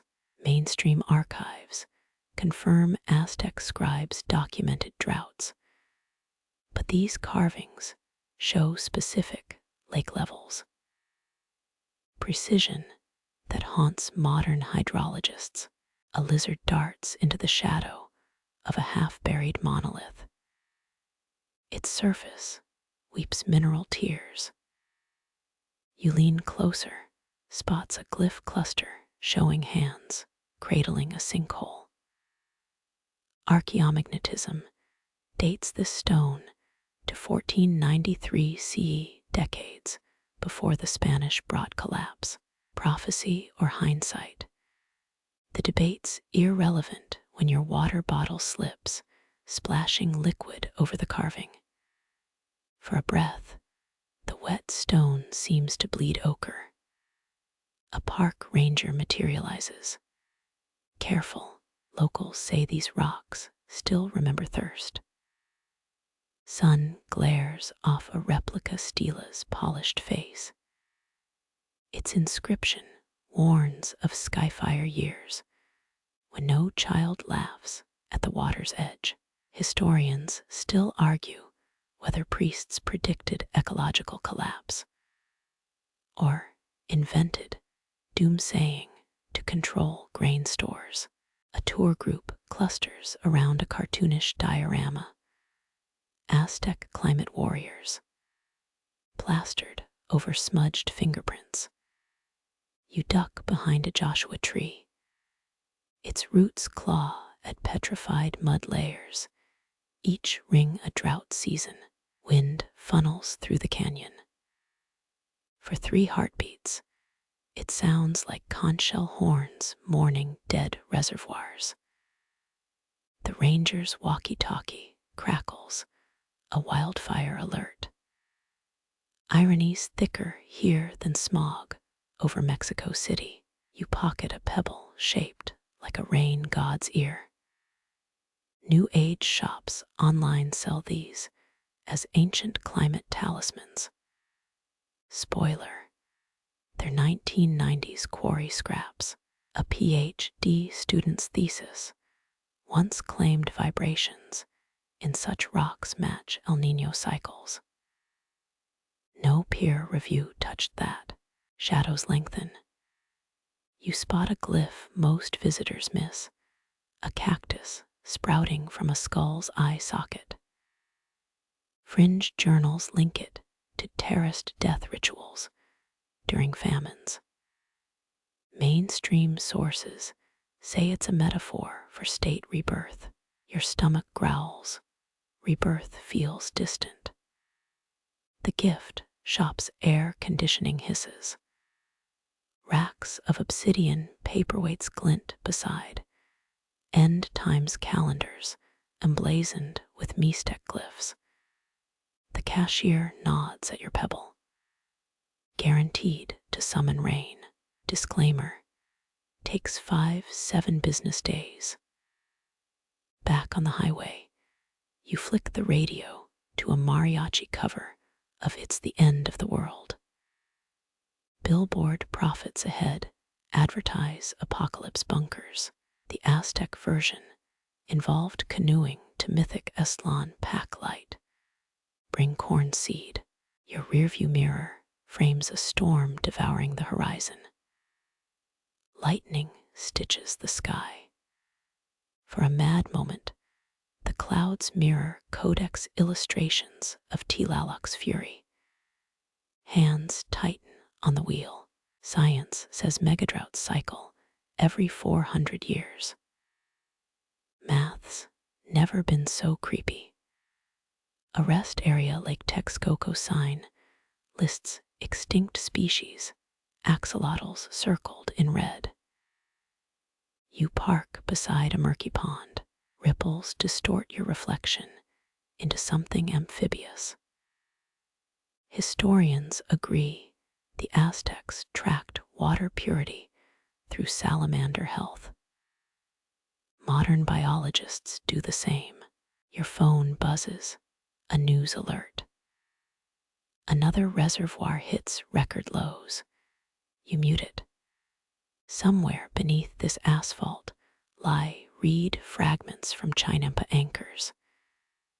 Their roots once filtered toxins. Their absence lingers like phantom limbs. The rental's GPS blinks, recalculating, as twilight bleeds into the scrubland. Stars emerge, the same constellations that guided canal engineers. Your headlights catch a roadside shrine's offerings, Coca-Cola bottles and dried maize. hybrid gods for hybrid times. 18-wheelers roar past, carrying solar panels west. The Aztecs moved mountains without diesel. You suck an electrolyte packet, tangy proof of progress. A coyote howls, or maybe it's just brakes squealing. Deserts rewrite sound. Dawn finds you at a truck stop shower. The soap smells industrial. You scrub teculatl smudges from your nails. Long-haul drivers gossip about that psych-out storm missing the region. Meteorologists credit high-pressure systems. Old men credit the pebble in your pocket. The cashier slides your coffee across the counter. Careful, she mock whispers. Last guy who drank our brew started ranting about Mesoamerican hydrology. You toast her with the cup. First sip burnt, second earthy, third faintest salt of a dried up lake. Key in the ignition. The engine sputters. Thunder growls. You glance at the petroglyph pebble on the dash. Laughing feels dangerous. Driving feels dumber. The rental jerks forward anyway, wheels spinning myths into road dust. Your rental's tires slosh through phantom waves, each puddle a ghost of Lake Texcoco. Graffiti-covered pumps mark where activists drill boreholes into marsh graves. We're unearthing the lake's memory, claims a frayed banner. You half expect crocodile dung, sunscreen salesman. Mexico City sinks 20 inches yearly, concrete devouring ancestral aquifers. Engineers now pilot chinampa revival plots between subway lines. Workers weave willow saplings into floating grids, their fingers echoing 15th century farmers. A startup CEO insists Aztec permaculture beat Silicon Valley by 6 centuries. His algae-based fertilizer smells suspiciously like kombucha. Raindrops pockmark dust on your windshield. Activists dance in the downpour, their chants syncopated with construction jackhammers. Fringe blogs swear the old lakebed vibrates during solstices. Seismographs show microtremors. Correlation or cosmic Wi-Fi. Your petroglyph pebble warms in your palm. Barges stacked with water hyacinths glide past IKEA billboards. Scientists debate whether these invasive plants could purify modern sewage, just like Aztec sewage farms. A biologist whispers, "We're Frankensteining the past." Her t-shirt reads, "Make Tenochtitlan wet again." You stumble upon a canal revival project using 3D printed chinampa frames. Archaeologists scowl. Purists mutter about hydraulic gentrification. A grad student offers you fermented spirulina shots. Tastes like pre-Columbian Gatorade, she lies. Historians still argue whether lunar cycles dictated Aztec planting, or if priests just loved astronomy theater. You watch workers plant amaranth under LED grow lights, synced to digital glyphs. The future pirouettes with excavated knowledge. Neighbors string fog-catching nets between apartments, plastic meshing with satellite data. One retiree brags, "My tomatoes drink clouds, just like Moctezuma's gardens." His balcony rivals Babylon's hanging wonders. A wind gust flings grit into your coffee. Progress. Nightfall reveals kayakers paddling neon-lit canals, their routes mirroring 1521 trade maps. Axolotl murals glow under blacklight. Real ones wriggle in bioreactors nearby, pink gills filtering hope. A child asks if they're dragons. You don't correct her. Dawn unveils a mock-up of Nezahualcoatl's dike, crafted from recycled PVC. Purists boycott it. TikTokers make eco-warrior videos atop its fake stone. Your hydrate or die headache crescendos. The pebbles now hot enough to fry an egg. Construction drones hum like mechanized hummingbirds. One drops a seed bundle into murky water. Ancient meets autopilot. A security guard chuckles. At least they're not sacrificing interns anymore. His walkie-talkie squawks about protesters gluing hands to pumps. You find a shrine where the old lake once breathed Coca-Colas and copal incense mingle. A note reads, "Thanks for the aquifer, Tilalak." In Comic Sans, storm clouds mirror codex paintings overhead. A raindrop splashes your phone screen, the weather app crashes. Omen or poor signal. The rental's tires hydroplane through a puddle. For a heartbeat, reflections show temple towers rippling in the water below. Blink, it's just a highway mirage. Or not, your pebble hums an atonal lullaby. Science shrugs. Legend leans in. The tires glide through shimmering streets.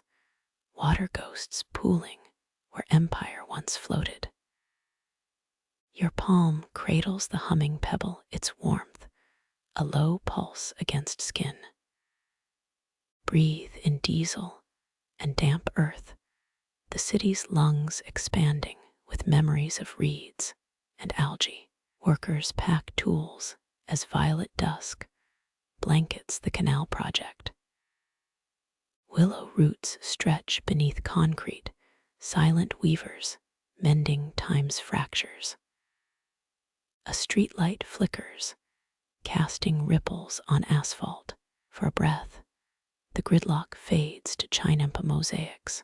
Rain slips through fog nets, each drop swallowed by thirsty soil. Balcony tomatoes glisten, their roots sipping mist like ancient horticulture once did. The retiree winks, offering a fruit plump with stolen clouds. You taste tomorrow's harvest, sweetness tinged with grit. Neon kayaks dock beside bioreactors, their axolotl passengers blinking in jade water. The child's laughter ripples, a living echo of myths taking shape. Darkened windows now mirror stars above and below, sky and lake bed, whispering through layers of rubble. The pebble's song softens to a murmur, vibrations syncing with your heartbeat. Construction drones settle like drowsy fireflies. Somewhere, pumps sigh into momentary silence. Jackhammers hush, even the tremors in the earth still, as if the lake dreams instead of thrashing. Your rental idles at a red light. The windshield blurs, rain painting liquid serpents across glass. Blink, and the road becomes a canal. Blink again, and it's just asphalt. Does it matter? The boundaries between then and now fray like old rope, dissolving in the storm. Headlights smear into torch glow. Skyscrapers bow to temple shadows. Mexico City breathes, its concrete skin stretching over old waters. The pebble cools at last, nestling into your pocket like a secret kept. Night pours into the basin. Somewhere, a farmer adjusts fog nets. A biologist checks axolotl gills. The moon, same as Moctezuma's, licks dust from cracked sidewalks. You exhale, releasing the day's fractures to the rain. Sleep comes slow, and deep currents pulling you gently under. The lake's whisper follows, soft as roots in silt. We're still here, it murmurs, still building, still floating. Dreams rise like willow saplings. Unseen fingers weave. Time blurs, you drift. Morning will come with LED glyphs and algae brews and subway-rattled earth. But here now, only the patter of phantom waves and the quiet hum of a city learning to swim again.